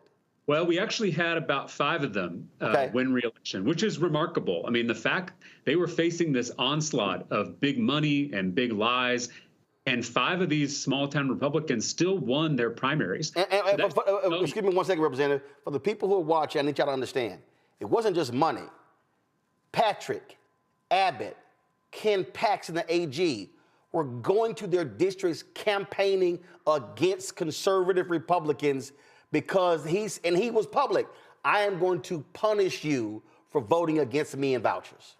But here's the interesting part. When they went to the districts to campaign against these fellow Republicans, they didn't talk about vouchers because vouchers are unpopular. Yep. Right. Especially in rural Texas. So instead, they lied about their immigration records. They said they were soft on the border and they wanted open borders, or this was the line they were using in all their mailers and TV ads. And so it worked on some of these guys, but some of them still won. And I think it's important to recognize that some of these rural Republicans sacrificed their political careers for this fight to save public education. This is not Democrats versus Republicans, because there are Republicans who care deeply about public schools. And so we've got to build this big coalition for this upcoming session if we stand a chance of beating vouchers again, which I think there is a chance if we stay united, if we stay focused, and if the people watching your program right now, if they take the time to call their state reps, call their state senators, call their lieutenant governor, and call their governor, and demand that they put students over billionaires, then I think we can stop this voucher scam once again. Well, and this goes way beyond Texas, because this is Texas, this is Tennessee, this is North Carolina, and that's really what's going on here. And I don't think people understand these are a handful of billionaires who want to completely reshape not just public education, but the state. The billionaires you mentioned, they fund everything. They control Greg Abbott and Dan Patrick. They want to control Texas politics. These people are dangerous. These people are wrong, and they absolutely must be stopped. And this is the beauty that I keep saying to people. You might be a billionaire, but you only got 1 vote. And if more people vote against the interests of billionaires, they cannot win. That's right. And we have to come together, right? They're intentionally trying to divide us because there are more of us than there are of them, right? So if we're all united, standing up for our interests, if we come together across race and culture and religion and urban and rural, if we all come together and stand up for ourselves against these wealthy special interests, then we'll win. And so that's why they have to keep us divided. That's why they've got to be scaring us about librarians grooming children and teachers indoctrinating kids and critical race theory. All this stuff is meant to keep us distracted, to keep us fighting each other. And so we're not fighting them. It's divide and conquer. This is the oldest oldest strategy in the world. And so it's important that we resist that we come together, recognize that we all benefit from public schools. And last thing I'll say, Roland, I'm not defending where we're at in public education. Right. We have so much more work to do. I saw it firsthand. Our schools need so many more resources. Our teachers need to be paid like the professionals they are. We need better curriculum. We need more innovation. We need more experimentation. We need to customize for each student. We've got a lot of work to do. But none of those problems will get better with a private school voucher scam. In fact, all those problems will get worse if we take money out of our schools and give it to rich parents who don't need it. And what people don't understand is those private schools, there's a reason they have small class sizes. There's a reason they have small enrollment. They're not going to all of a sudden say, sure, let's go from a class size of 12, 15, 17 to 30. So they're not going to create new seats. So they want to completely revamp this entire system for a handful of seats. And that's what we're talking about here. We're not talking about, oh my goodness, 500,000. You don't hear the private schools saying, yeah, we're going to create 500,000 new seats at our schools to bring in these students. They're not doing that. No, it'd be physically impossible. There aren't enough private schools, and there certainly aren't enough open seats in those private schools to accommodate anywhere close to the number of students. We have 5.5 million public school students in the state of Texas. There are maybe 100,000, probably less, open seats in private schools in Texas. So the whole thing is a scam, right? It sounds good at first when you hear the slogans, but then you read the fine print. Then you read the terms and conditions and you realize it's a ripoff. That's exactly what this is. And so we can't fall for the slogans we're hearing. We got to come together and improve our public school system and build in more choice in our public school system, more options, more variety. We could do all of that. But this voucher scam is going to cost $4 billion in the next biennium if it passes. That's $4 billion that are not going to strengthen and improve our public schools. That's $5 billion, in the out years, $10 billion in the next decade, all going to wealthy parents who don't need this help. And the people want to laugh. Henry, go to my iPad. This is the Texas Private School Association. He says that on their website, there are only 900 accredited private schools in Texas that serve 290,000 students. You just said there are more than 5 million kids in Texas public schools. Math doesn't add up. And your viewers should know that not only are those 290,000 students now going to be taking out of our public school budget, but there's also about 750,000 homeschool students who will be eligible to take money out of the public education budget. So that's over 1 million new kids, either in homeschool or private school, who are now going to be taking dollars, tax dollars, out of that small pot that we have for our public schools in Texas. So it's madness. It's crazy town. I really don't understand how anyone could support this bill. Well, whatever I can do to assist, we have the ability to, and we've done it numerous times, take our show on the road. We can broadcast anywhere around the country. So please let me know how we can help. This will be destructive to my home state of Texas, my home city of Houston. Nearly all of my family still lives there. My homestead is still there in the Dallas area. So you're right. When I had to write that property tax bill out, my parents live at my home, but I write that property tax bill out. So I know exactly what you're talking about, how that bill has jumped in a huge way over the last 5 to 10 years. So totally get it. Vouchers will make that worse. Vouchers will raise your property taxes because if the state is not doing its fair share, all the pressure to fund our schools falls on our local taxpayers. So if you think your property taxes are high, if you think your rent is high because you pay property taxes indirectly through your rent, it's only going to get worse if they start diverting tax dollars into these unaccountable private schools. Indeed. Well, my producer, Carol, is going to be sure to give you my number. So however I can help, let me know. Sir. Thank you for covering this. Not enough people are talking about this. I appreciate it. Thank you so very much. Let's go to my panel here. This is This is the thing that we need to understand what's going on. And this threat is real. This threat is real. Tommy, literally, there are billionaires in America.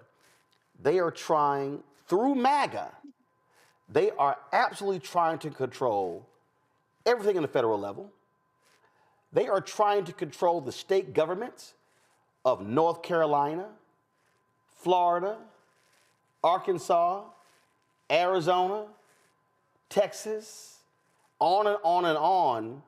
And people are getting played because they are creating these groups, trying to make it seem like it's grassroots support. No, this is a handful of hardcore right-wing theocracy, whatever you want, Christian fundamentalist billionaires who want to control the nation.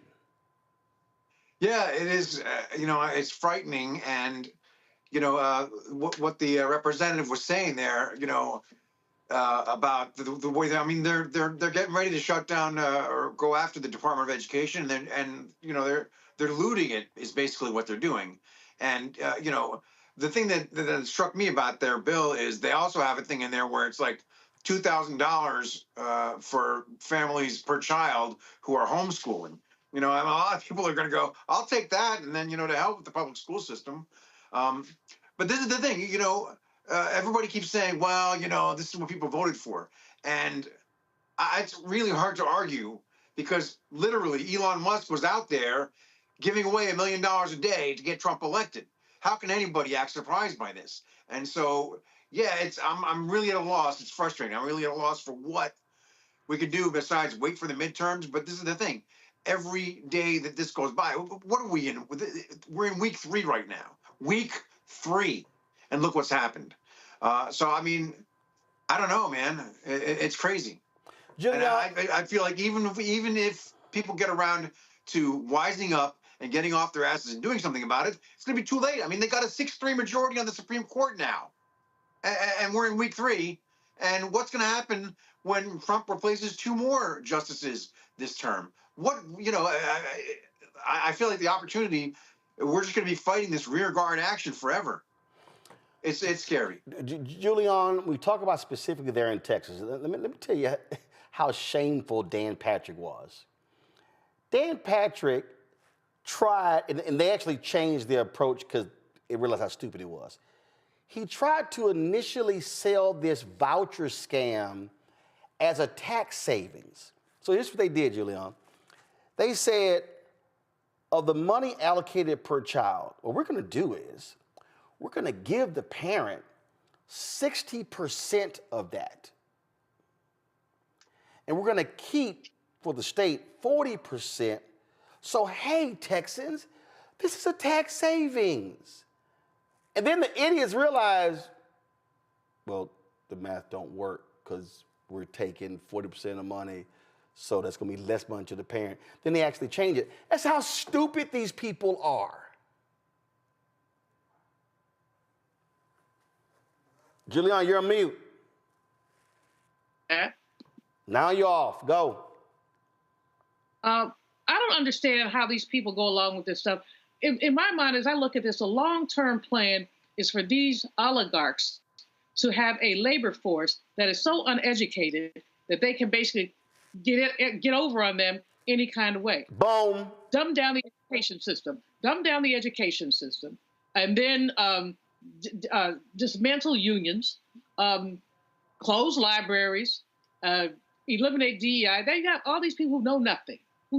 And know-nothings are the people who can be easily led to do some of everything. Then they've got Project 2025 that's about the value of work. What they really is, we don't want a social support system for those who can't.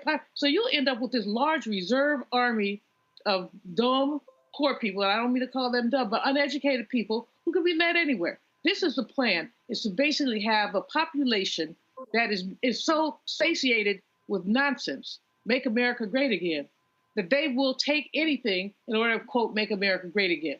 And we see it happening. We see it happening time and again. And I hate to go look at Hitler, but that's where some of his stuff started. Looking at curriculum, looking at indoctrinating. And what is MAGA more than indoctrination? It's very, very frustrating. And as the young man who you just had on said, the state senator, you're taking the money, and Tommy, I love your language, I'm gonna steal it, looting the school system. That's what they're looting. And they're doing it legally because we've allowed it, because so many people, again, have been so infatuated by that man, so infatuated with his bravado that they're not looking at what it means to them. When you look at these things, what does this mean to you? Do you have kids, grandkids? Do you care that, and if this continues to be unchecked, we're really looking at creating this mass of people who can't think and will only be led by the ignorant. And right there, Omakongo's right. They want dumb people. They want dumb people. And they're literally fooling these MAGA idiots. They're fooling them. And I'm like, y'all going along with it? And then you have the people who know Donald Trump is full of crap, who are like, well, I'm voting for the policies. And so they don't care about the less fortunate. They don't care about education. They don't care about any of these things. All they care about is them, their pocketbooks, their interests. And as you heard the state rep, they want to completely upend the entire system for a small percentage of rich and upper middle class people for a handful of private school seats. Absolutely. I mean, Trump said during his first campaign, remember, I love the poorly educated. He put it out there on Front Street for everybody and has lied about nothing. And when he talked about the voucher system, let's also add in Pennsylvania in terms of what they were trying to do up there with the PASS program as well. And I think it's really important that you as media partner with representatives, because this is how we get the word out. I can't remember the last time I heard anything about vouchers on any network in any way, shape, or form. But the way that they try to sell this stuff to the people to get the support of common people or folks on the ground, they lie in every way, shape, or form to make them really think that they have a choice. And like you all said in the interview, a choice what to go to a school you can't afford, or a choice you don't have a car to get access to. I mean, the list goes on and on and on. But they are not going to stop because, again, this is another place where they can, as we say, loot the educational system to get money for these tax cuts. And if the people don't demand this, then it's like we said, it may be too late. It's not too late now. If we continue to partner and have strategic alliances like this, the representative needs to be on more networks. This needs to be a bigger issue. But many of these media folks don't care because maybe they got kids who will benefit from this program as well. And there you go. And I've said this before, the big problem is when you start talking about issues like this, the TV anchors that you see, their kids are in private school. They're the ones who are making $2, $3, $4, $5 million. And I literally had somebody ask me, Roland, you're sitting here supporting, charter schools, and what are you doing? I'm like, fool, what are you talking about? Went to public school my entire life. Elementary school, Clinton Park Elementary School, Pleasantville Elementary Magnet School, William Holland Middle School, Jack Yates High School, Magnet School of Communications, Texas A&M. I rode the school bus from the third grade all the way through in college. And so I'm like, don't give me that crap. And so I'm like, I don't want to hear it. And that's what you have going on here. So people need to understand what's going on. This is not just Texas. It is North Carolina. They have completely destroyed. The failure in Arizona is unbelievable because these billionaires ram it through with their donations. And so folks just to be aware of what's happening. All right, folks, going to go to break. We come back. We're going to talk about the Target fast and the Target boycotts going on. We're going to talk about that. Plus, I got to deal with yesterday's Super Bowl. And these whining people, oh my God, they're singing the national anthem. The only song that should be sung at a game is the Star Spangled Banner. But they don't say a damn thing about America the Beautiful. Yeah, I got a few words to say. Before I tell you, I love these. First of all, I love our fans, people who support our show. We've had more than 34,000 donors who supported our show since we launched. To God be the glory, to whom it may concern. I've been listening to Mr. Martin, and I'm grateful for your information. Please continue. I'm retired, and I will support when I can. I'm sending $50. Hopefully it will help. It absolutely will help. In all things, give honor and praise to God, and success shall be yours. Take care of yourself, family. I'm from Michigan, and we have a fantastic governor, Gretchen Whitmer. She speaks out like you, totally brave, not scared. Be brave always, Miss G. Noel. Dear Mr. Martin, I enjoyed reading your book, White Fear. It was very informative. Please continue to educate the Black community. I love the show. Thank you, Deborah Moore. Annual donation, Earl Reams, Sharon Reams, thank you. And keep up the fight. I can't make out the signature here. It says, please don't sell my name to other organizations. That ain't gonna happen. We don't sell any names, no mailing list to anybody. It is only our show and it's private. And we love your show on TV, unsigned, and I appreciate that. Y'all, if y'all want to join our Bring the Funk fan club, our goal is simple, getting 20,000 of our fans contributing on average $50 each a year. That's $4.19 a month, 13 cents a day. That raises $1 million to allow us to fund what we do. We don't have millionaires and billionaires who send us checks. All of these people here, right here, all of these people sent checks in money orders to support this show, and we appreciate all that they do. And so every dollar does indeed matter. You want to give via Cash App. Cash App changed their rules so that we get to close our accounts. We want to give direct. This is the QR code to give via Cash App. That's via Stripe. If you're listening, go to blackstarnetwork.com. If you want to send your check and money order, P.O. Box 57196, Washington, D.C., 20037-0196. PayPal is paypal.me/rmartinunfiltered. Venmo is venmo.com/rmunfiltered. Zelle, Roland@RolandSMartin.com, Roland@RolandMartinUnfiltered.com, and be sure to get your Roland Martin Unfiltered Black Star Network swag. If you want to get your shirt, hashtag we tried to tell you, FAFO 2025. And also, don't blame me, I voted for the black woman. Get it at rolandmartin.creator-spring.com. Tom is like, I need to get me one of those. rolandmartin.creator-spring.com or go to blackstarnetwork.com. I'll be right back. Life with me, Dr. Jackie, the necessity of believing in things you can't see. It's called faith. It comes in all shapes and sizes, and it's powerful. And it's a big part of being able to live a balanced life. The valley I experienced being a cancer survivor was one where my footing was completely unstable. I had no idea what to do. And in that instance of not knowing what to do, I had to rely on faith. That's all next on A Balanced Life, only on Black Star Network. On the next Get Wealthy with me, Deborah Owens, America's Wealth Coach, have you ever had that $1 million idea and wondered how you could make it a reality?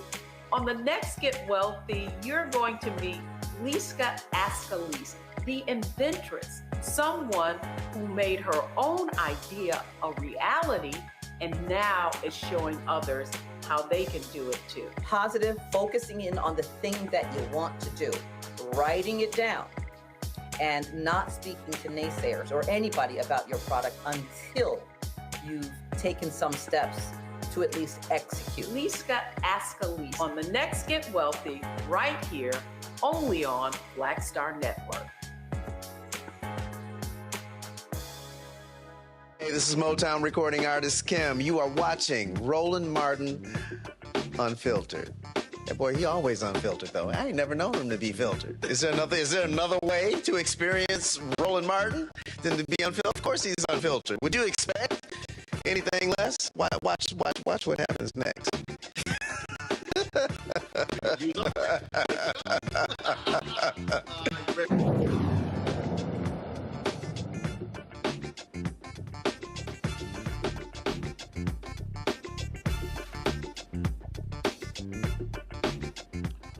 Folks, Pastor Jamal Bryan, of course, who leads New Birth Missionary Baptist Church in Atlanta, has registered so far 47,000 people for their Target fast, which begins on March 5th. Their plan is to fast from buying products from Target and to support those Black-owned businesses with products in Target through their website. He talked about this again in yesterday's sermon.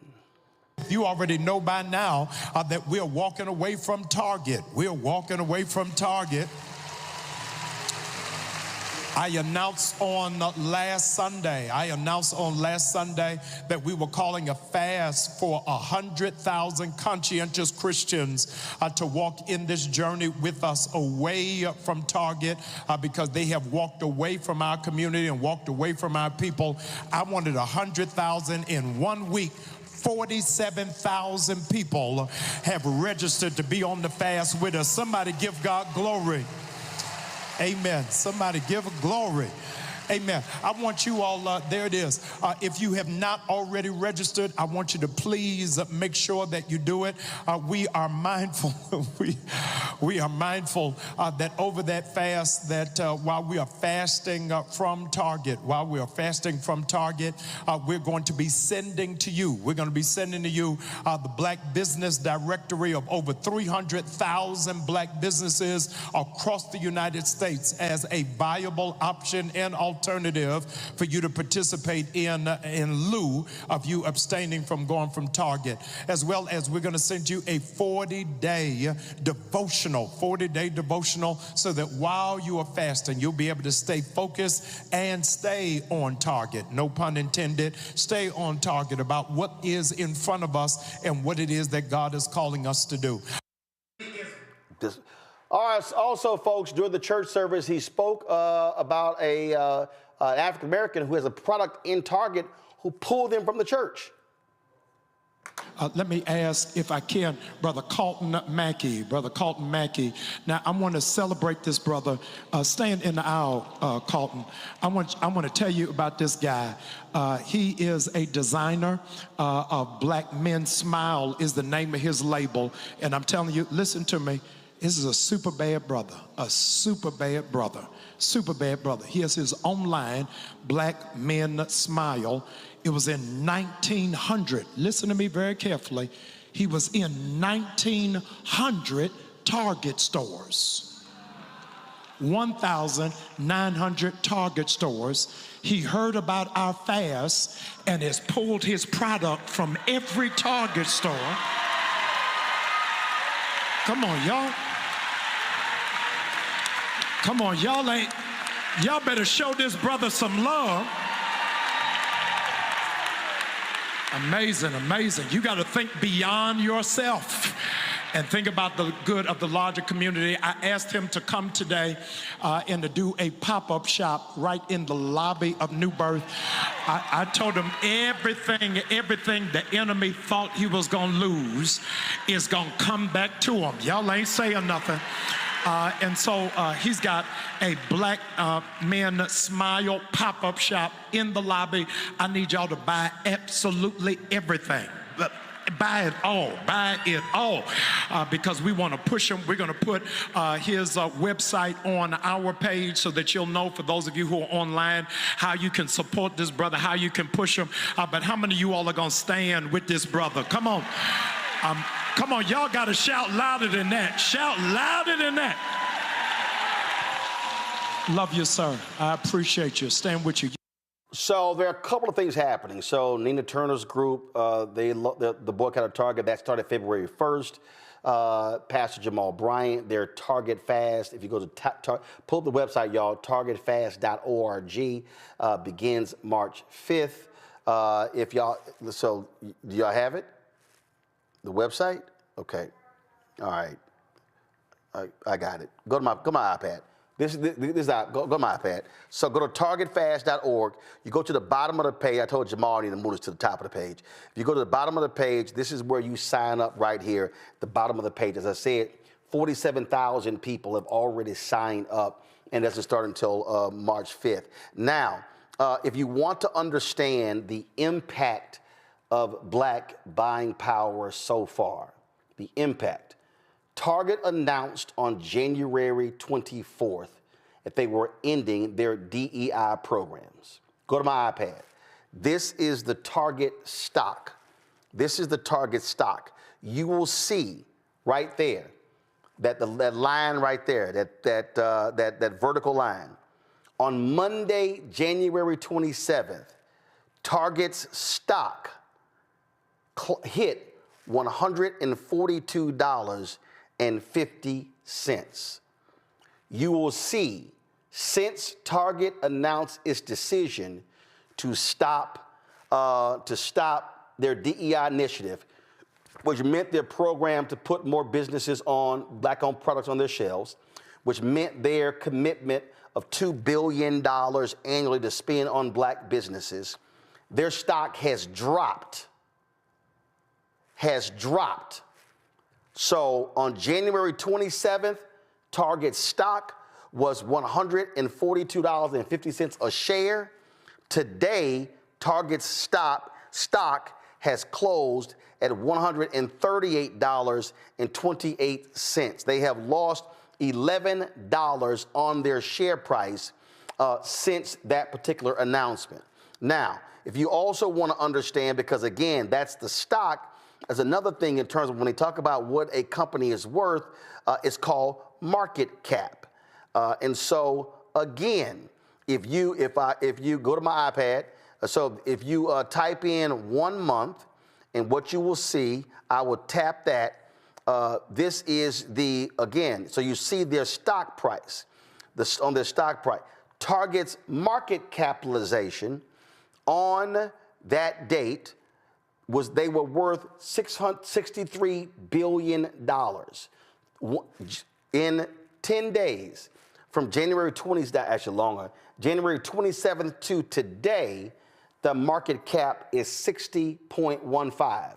So their stock price has gone down $11 since they announced the end of DEI, and people begin to say they were going to boycott Target. Their market cap has dropped by $3 billion. Remember when I broke this down on the show, when I said your actions, if you stop buying, you decrease the single store sales of Target, and then you're going to have an impact on Target's stock price. Now, I know some of y'all are saying, well, Roland, you got Target, but Target has competition.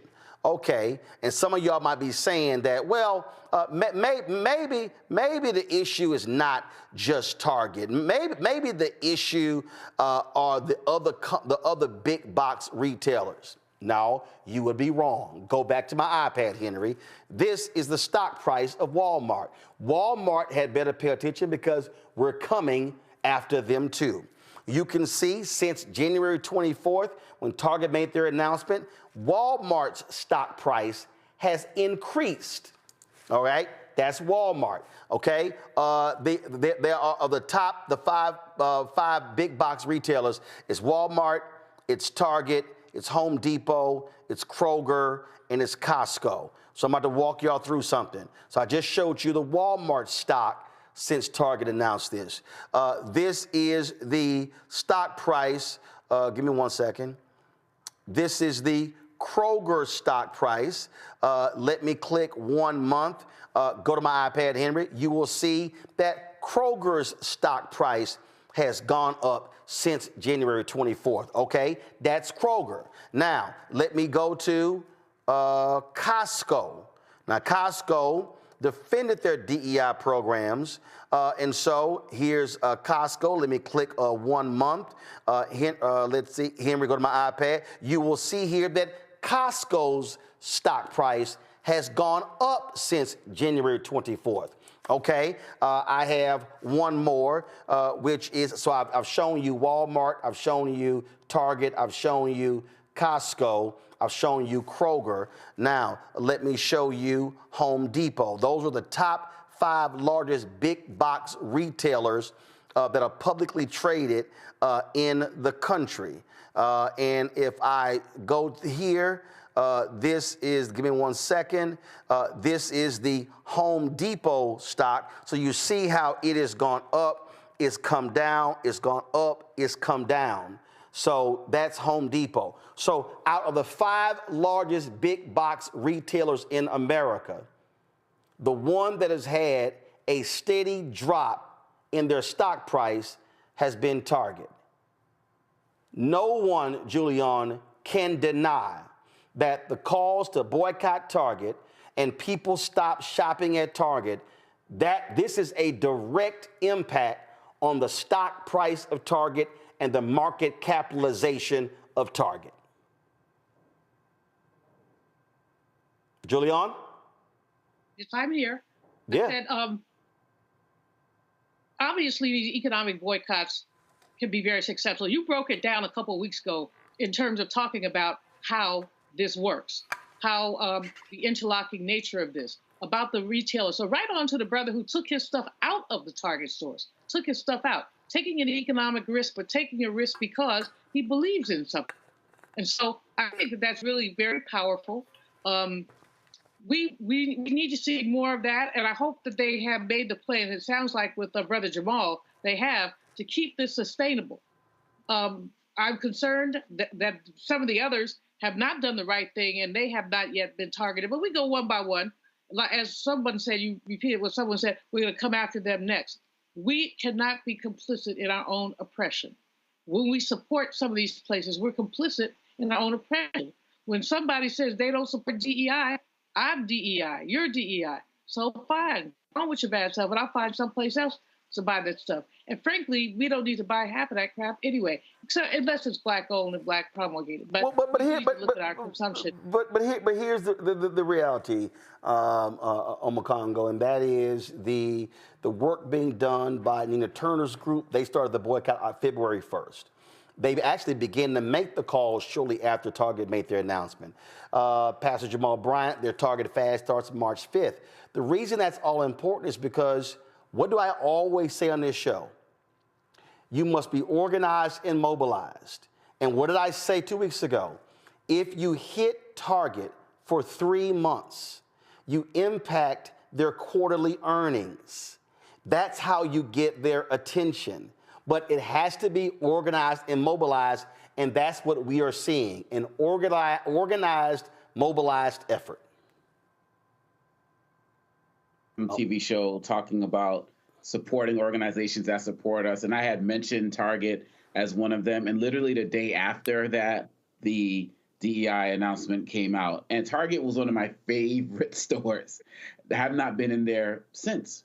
And so every time I was on your show, I'm like, where's the national plan? Where's the organizations? And now the organizations are stepping up. New ones are stepping up. Pastor Bryant stepping up in the way Black churches, we have known them to have stepped up in terms of civil rights and doing movement and doing that. It's very powerful. The other part we didn't mention today, I know it's been mentioned before, is that Target's also being sued by its shareholders because of what's going on as well. So the way that we are demonstrating the power of the Black dollar is powerful. Also got to talk about, Fred T. Joseph, the author, who said, don't buy my stuff in Target as well. And so I'm glad that just a month in, people are seeing that this can be powerful, this can be sustained. And the fact that, Nina Turner started this, and then Pastor Jamal's getting this together, and some other ones are forming as well. As long as the target, pun intended, is the same, we can take this company down to its knees to get them to understand what this is about. And like you said, Walmart, all of these other places, they should be on blast too. They should be on notice too, because when we are organized, just like you talked about with the voting, Roland, we make waves. And that's what we're seeing right now. And, maybe I'm wearing red for a reason. I don't even know. It might be coincidental. But the fact of the matter is they got to get their act together. And Tommy, I really wish people would stop saying just dumb stuff who don't bother to do any research. I don't know what the demand is. I don't know what the demand is. It's right here on the website. It's right here on the website. At targetfast.org, it says, honor the $2 billion pledge to the Black business community through products, services, and Black media buys. Deposit $250 million amongst any of our 23 Black banks, completely restoring the franchise commitment to DEI, and create a pipeline community centers at 10 HBCUs to teach retail business at every level. That's the damn ass. You do that, boycott's over. You don't, it continues. And you find out. Yeah, the real problem for Target's in a really bad spot now, because it's not like, if people who care about diversity, equity, and inclusion abandon them, it's not like conservatives are going to swoop in and pick up the slack. They already hate them. They hate them for being inclusive in the first place. They've done like very high-profile trolling of Target on issues regarding LGBTQ pride. Yeah, guys like Robbie Starbuck. Guys like Robbie Starbuck, who's there. You go. Yeah, that's right. So nobody's picking up that slack for them. So I mean, you kind of got them right where you want them. I mean, what are they going to do? Where are they going to go to get that money back? So, hello, white progressives. Y'all need to do some work here too. Step up, support.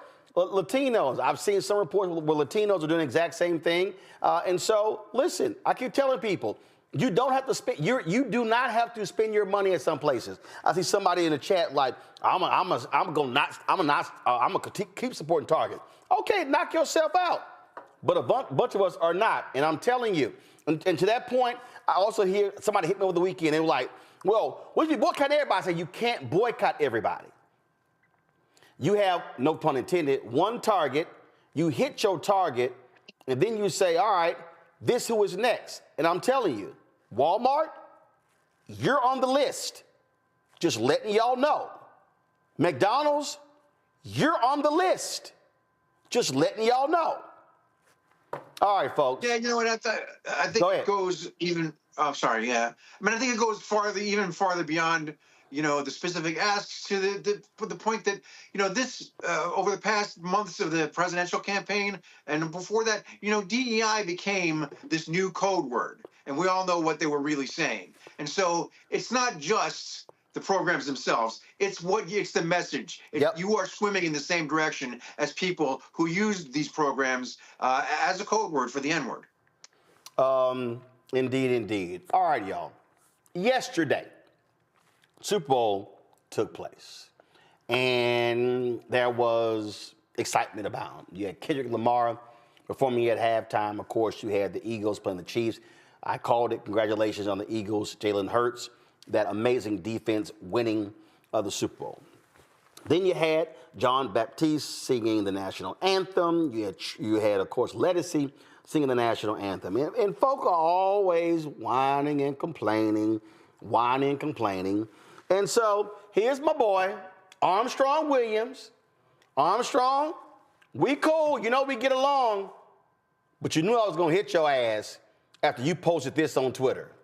Yet again, the National Football League has decided to desecrate the sacred American sport of football, a sport that has united Americans for decades by playing the divisive Negro national anthem before the game.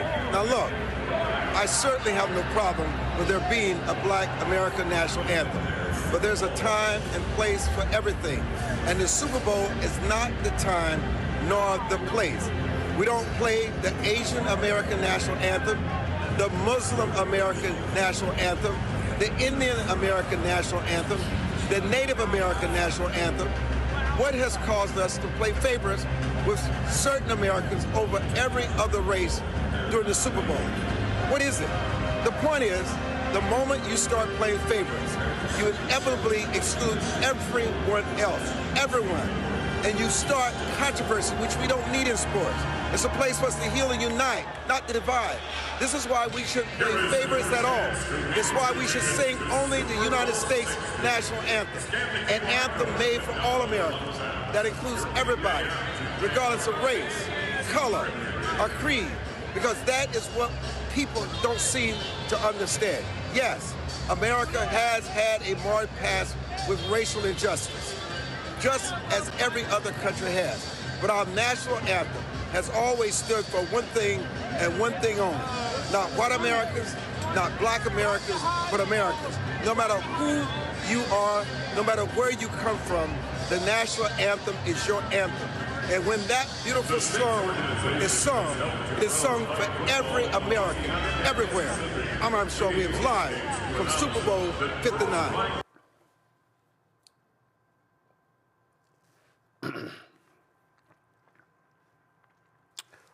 First, Armstrong, that was some bullshit that also was filled with lies. First of all, ain't no Asian national anthem. Ain't no Latino national anthem. Ain't no Muslim national anthem. So how in the hell can you go, we're not playing these other national anthems? Because they don't exist. So you're whining about lift every voice and sing being sung at the Super Bowl. This year, y'all, Lettucey led the singing of Lift Every Voice and Sing. Here's some of it. Performed by 500 school children in 1900. We welcome 125 youth choir members from the Greater New Orleans High School Chorale Collective, directed by Dr. Jeffrey Redding and Jessica Harvey. Please welcome Grammy Award-winning vocalist and New Orleans native, Lettucey.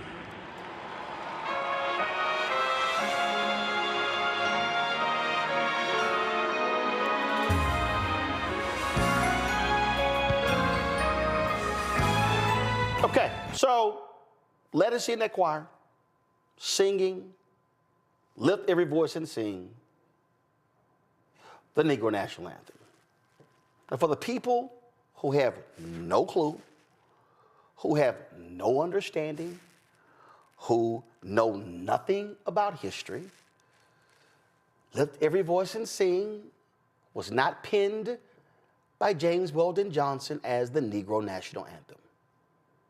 No, it's a hymn. It's a Christian hymn. The song was first sung publicly at a celebration of the birth of former President Abraham Lincoln. Yeah, that was the first time. It wasn't until some 30 years later that the NAACP called it the Negro National Anthem because it spoke to the fight against racism by black people. So the author of the song, of the Christian hymn, never called it the Negro National Anthem. That was it being coined by the NAACP. And so all these people, all these right wingers, why are they singing, the Negro National Anthem? Why are they, I don't understand why. This is just wrong. It's not right. It's just showing we're not unified. It's all this little whining and complaining. And among these idiots who love running their mouth is that dumbass who's in Trump's ear, Charlie Kirk, the one who wants to get rid of the Civil Rights Act and MLK holiday. Go to my iPad. So he tweeted this: only our actual national anthem should be performed at the Super Bowl. And my boy Ben Watson, the former NFL player, Super Bowl winner, he goes, why so much hate for America the Beautiful? I think it's a beautiful song about our country. Oh, I'm sorry. Were y'all aware that there was another song sung and performed? Yeah. Cue it up. Trombone Shorty of New Orleans and Laura Daigle. Guess what?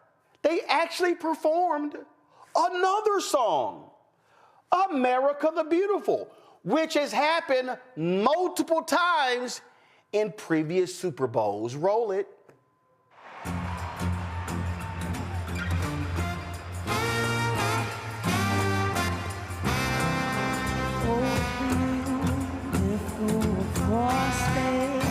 Skies pour and away for mountain majesty. Wow! Oh my God! It's another song.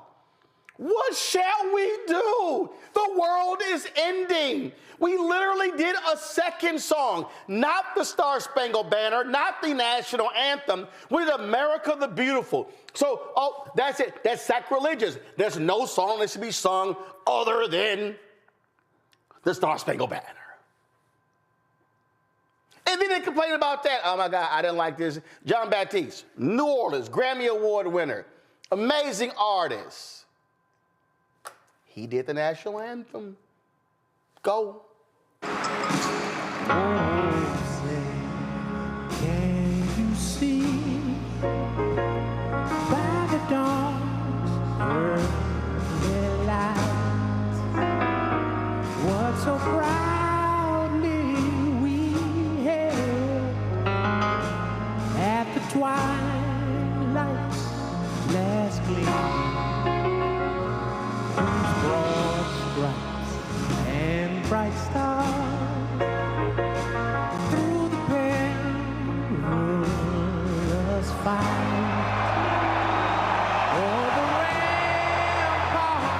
Oh my goodness! There was also some booing when they showed that idiot. So, oh my goodness, what do? Here we go. It's. I don't understand. What did Armstrong say? Oh my God, that song, that beautiful song, that song that speaks for all of us, the song that represents all of us. This was a piece that was published in the Washington Post 5 months ago. The ugly reason the Star Spangled Banner didn't become our national anthem for a century. Oh my goodness, what did I just say? Yeah, y'all, when the Star Spangled Banner was written, it did not become the nation's anthem until a century later. I don't understand. I mean, this song was written in September of 1814. Francis Scott Key in Baltimore wrote this song, and he as you see right here, he overheard plans for a surprise attack on Baltimore. He witnessed this, and so he was then moved to write this song. And, oh, I'm sorry, who was Francis Scott Key? Francis Scott Key was a slaveholder, like many of the founding fathers. Francis Scott Key also was an anti-abolitionist. He did not want to see people of African descent to be free. So he penned the Star Spangled Banner. And, you know, we sing it. The problem is we don't sing the full song.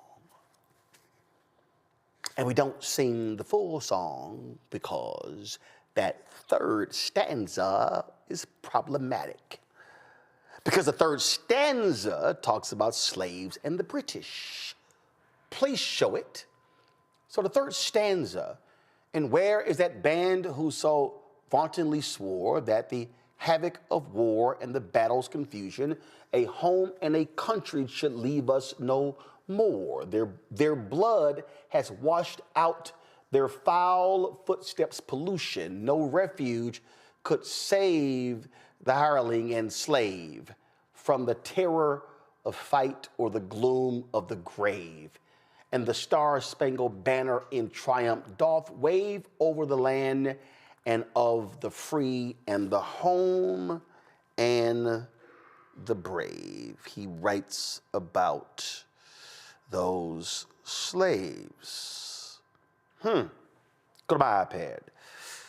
These lyrics are a clear reference to the colonial Marines, according to Jefferson Morley, author of Snowstorm in August, Washington City, Francis Scott Key, and the Forgotten Race Riot of 1835. Quote, they are clearly meant to scorn and threaten the African Americans who took the British up on their offer, he wrote in a recent essay for the Washington Post. Key surely knew about the colonial Marines, and it's even possible he saw them among the contingent of British ships that sailed into the Baltimore harbor. Because you see, there were people who were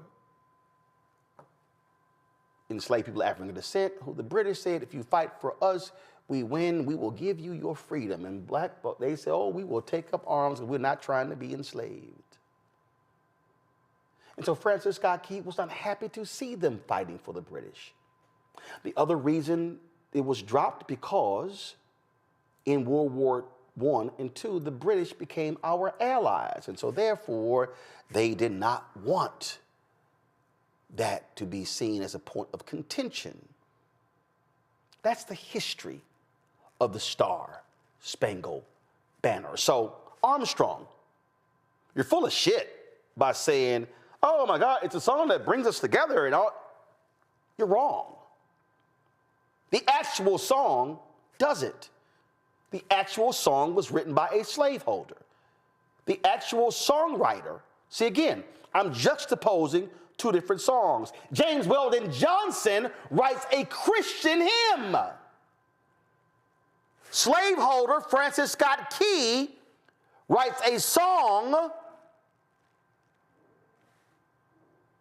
that praises the slaveholders, that praises them in their fight for the British, and degrades the enslaved people of African descent for fighting with the Brits.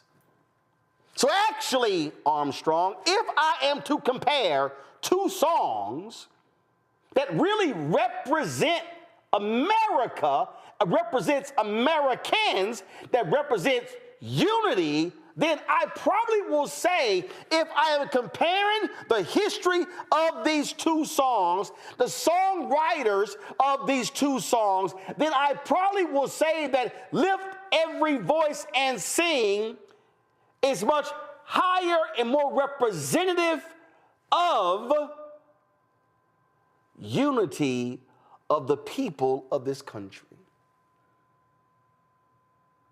So maybe, Armstrong, instead of bitching about the song and fanning the flames of your right-wing conservative followers, maybe what you should do is show them this video.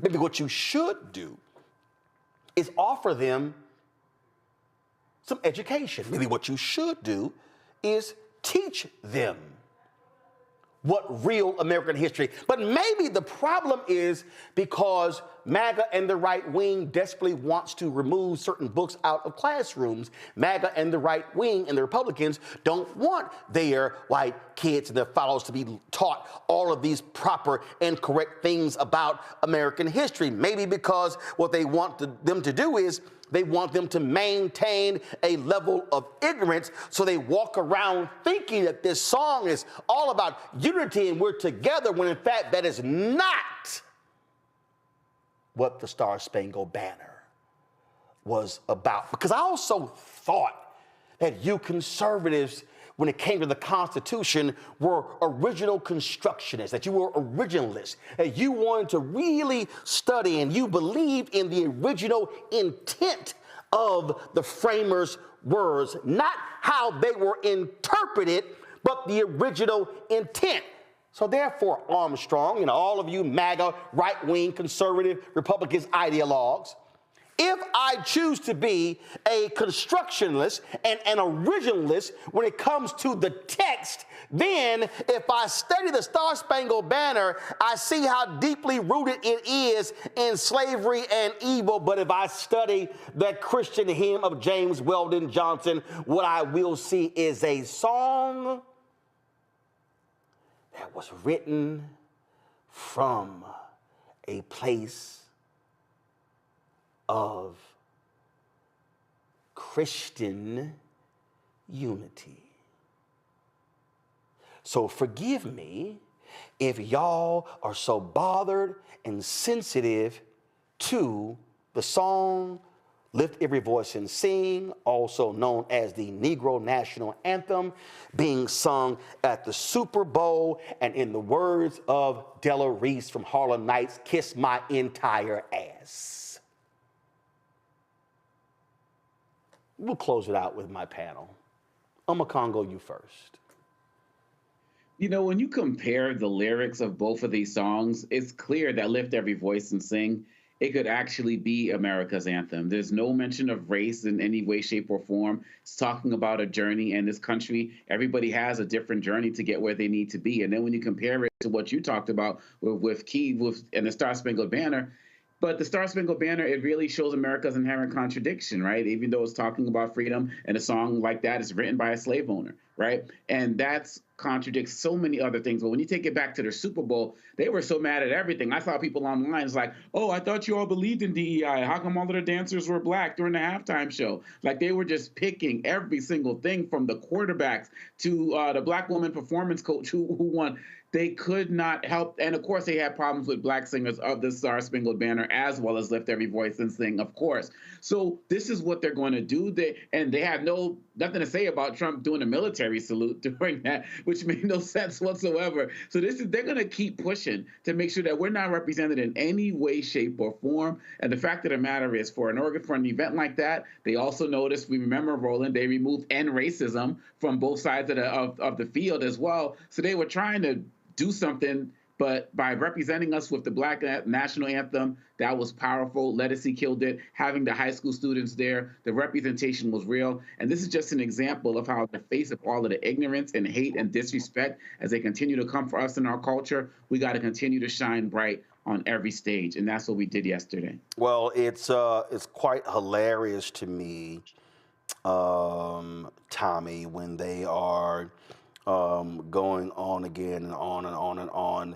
It wasn't until 1931 that the Star Spangled Banner became the national anthem. In fact, go to my iPad, this is the Washington Post piece. Although the Star Spangled Banner and all of its verses were immediately famous, Key's overt racism prevented it from becoming the national anthem while he was alive, Morley wrote. There was no official anthem, and many people chose to sing other songs like My Country 'Tis of Thee.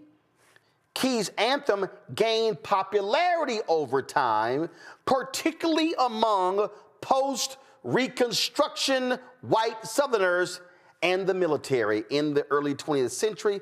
All but the first verse were cut, not for their racism, but for their anti-British bent. The United Kingdom was by then an ally. Yeah, Roland, well, you know, that's what happens when you buy the 45 instead of the 12-inch. Yeah, you know, but listen, seriously, though, with all due, you know, in all fairness to Armstrong Williams, you know, they could have had somebody sing Sweet Caroline for the white people, and they didn't, and that was hurtful. But no, you know, I was watching that Super Bowl last night, and, you know, there was like, I was looking at Twitter, and, you know, as my daughter would say, the white people were pressed. And I was watching, especially the halftime show, and, you know, about a minute in, I noticed there was not a single white performer on stage, anywhere to be seen through that whole halftime show. But I noticed that because it made me think of how far we've come, that, you know, when I was coming up, you know, there was a Public Enemy song where they bragged about Doug Williams and getting to have a black quarterback. And look where we are now. So, you know, if anything, you know, we have come a long way, but we also haven't, you know. The more you think that something's changed, the more somebody comes around like Charlie Kirk or Armstrong Williams to remind you that no, you know, there's always going to be a backlash or a white lash, as they say. Well, again, I just think it's hilarious, Julian, that all they do is sit here and whine and complain and do all of these things when the history is very clear, but their desire is to whitewash the history because they don't want Americans to know the true history. Well, this movement, this anti-DEI movement, this anti-blackness, it's about erasure. They want to make sure that people don't know what our contributions are. And so it's really important that we continue to put them out there, as Alma Congo said, to put them out there and to have us shine in every way. I just, getting rid of the end racism sign is a step backward, but singing the Negro National Anthem, one of my favorite songs in the world, is a leap forward. And frankly, white America, y'all need to learn it too. And as it could be our national anthem. We end, the last verse of Lift Every Voice ends with true to our God, true to our native land. How can you argue about that?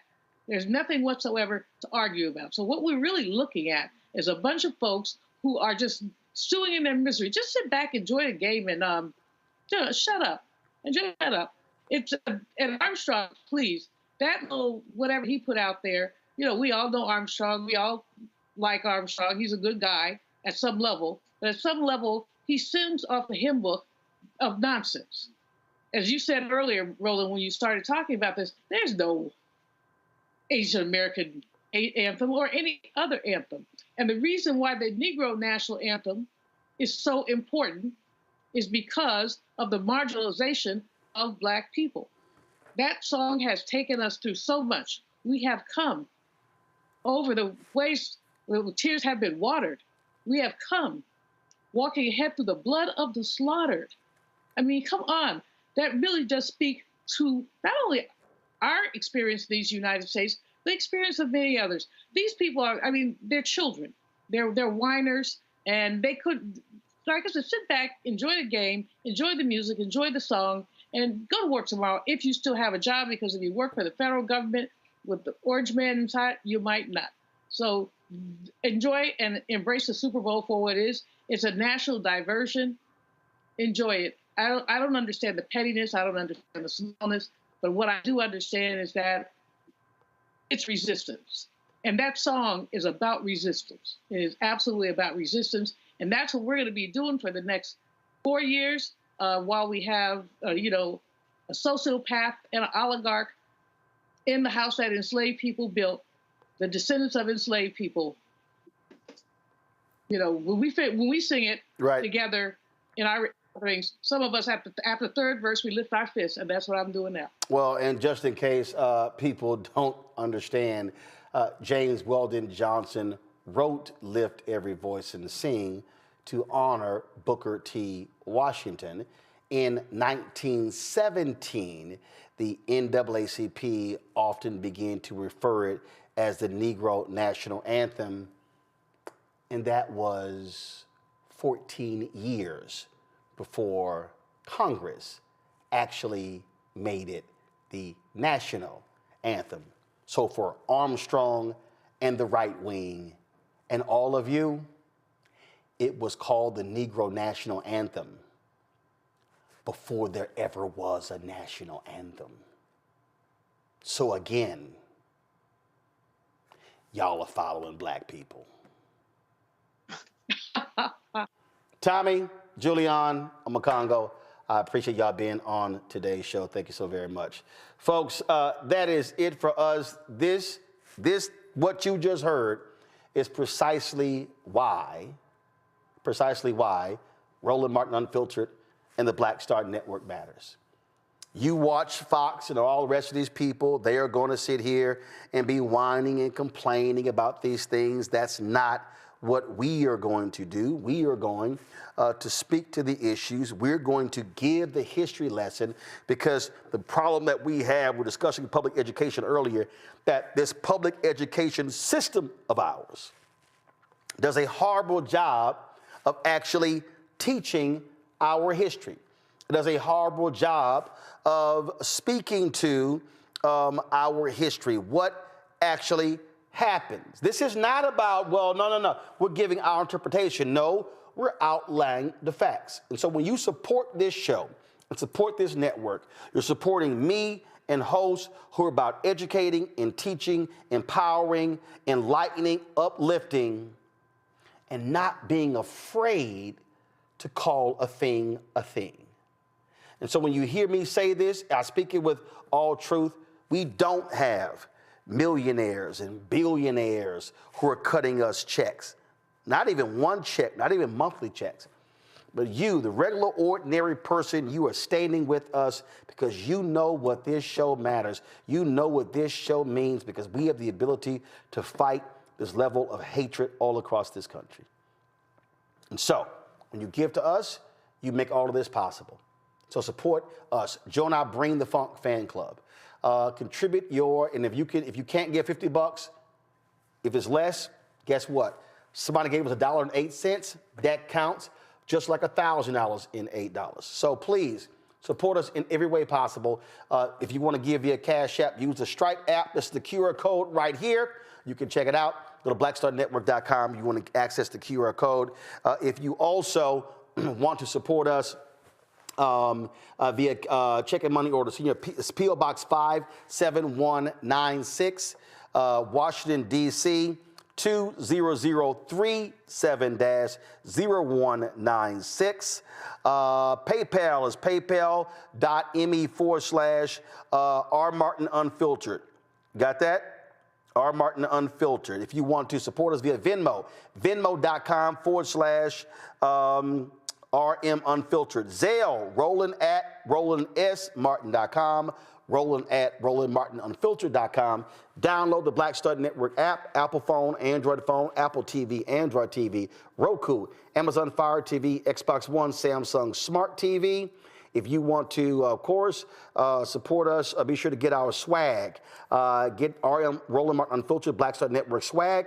Get our shirt, Don't Blame Me, I Voted for the Black Woman, RolandMartin.creator-spring.com, RolandMartin.creator-spring.com. Also, we want you to get my book, White Fear, How the Browning of America is Making White Folks Lose Their Mind, available at bookstores nationwide. And be sure to download the version I read on Audible and support Fanbase. Download the app. As well as if you want to invest, we're in the Series A fundraise of $17 million. You can do so by going to startengine.com/fanbase, startengine.com/fanbase. And we're going to close the show out, y'all, the way we do it. Let us see. Lift every voice and sing. Holla!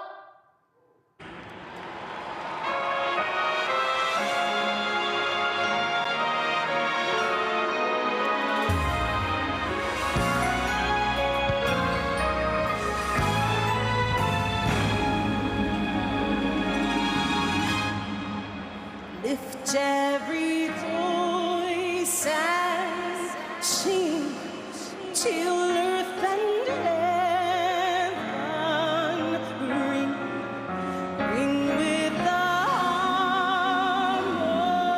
harmonies of liberty.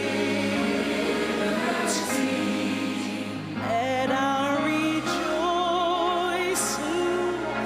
rise high as the listening skies.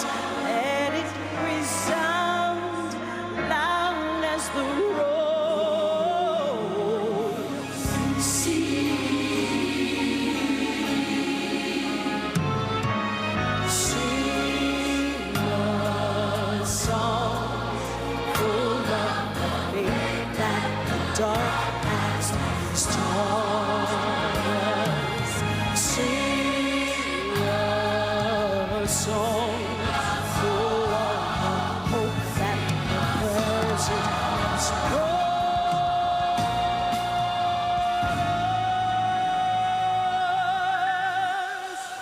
Facing the rising sun over new day.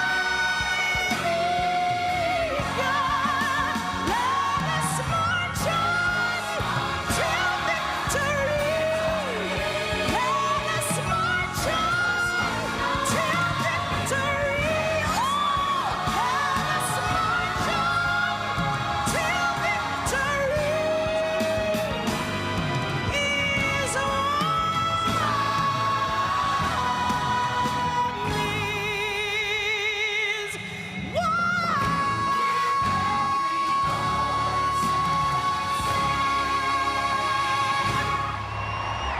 Black Star Network is here. Oh, no punch! I'm real revolutionary right now. Thank you for being the voice of Black America. All momentum we have now, we have to keep this going. The video looks phenomenal. See, there's a difference between Black Star Network and black-owned media and something like CNN. You can't be black-owned media and be scared. It's time to be smart. Bring your eyeballs home. You dig?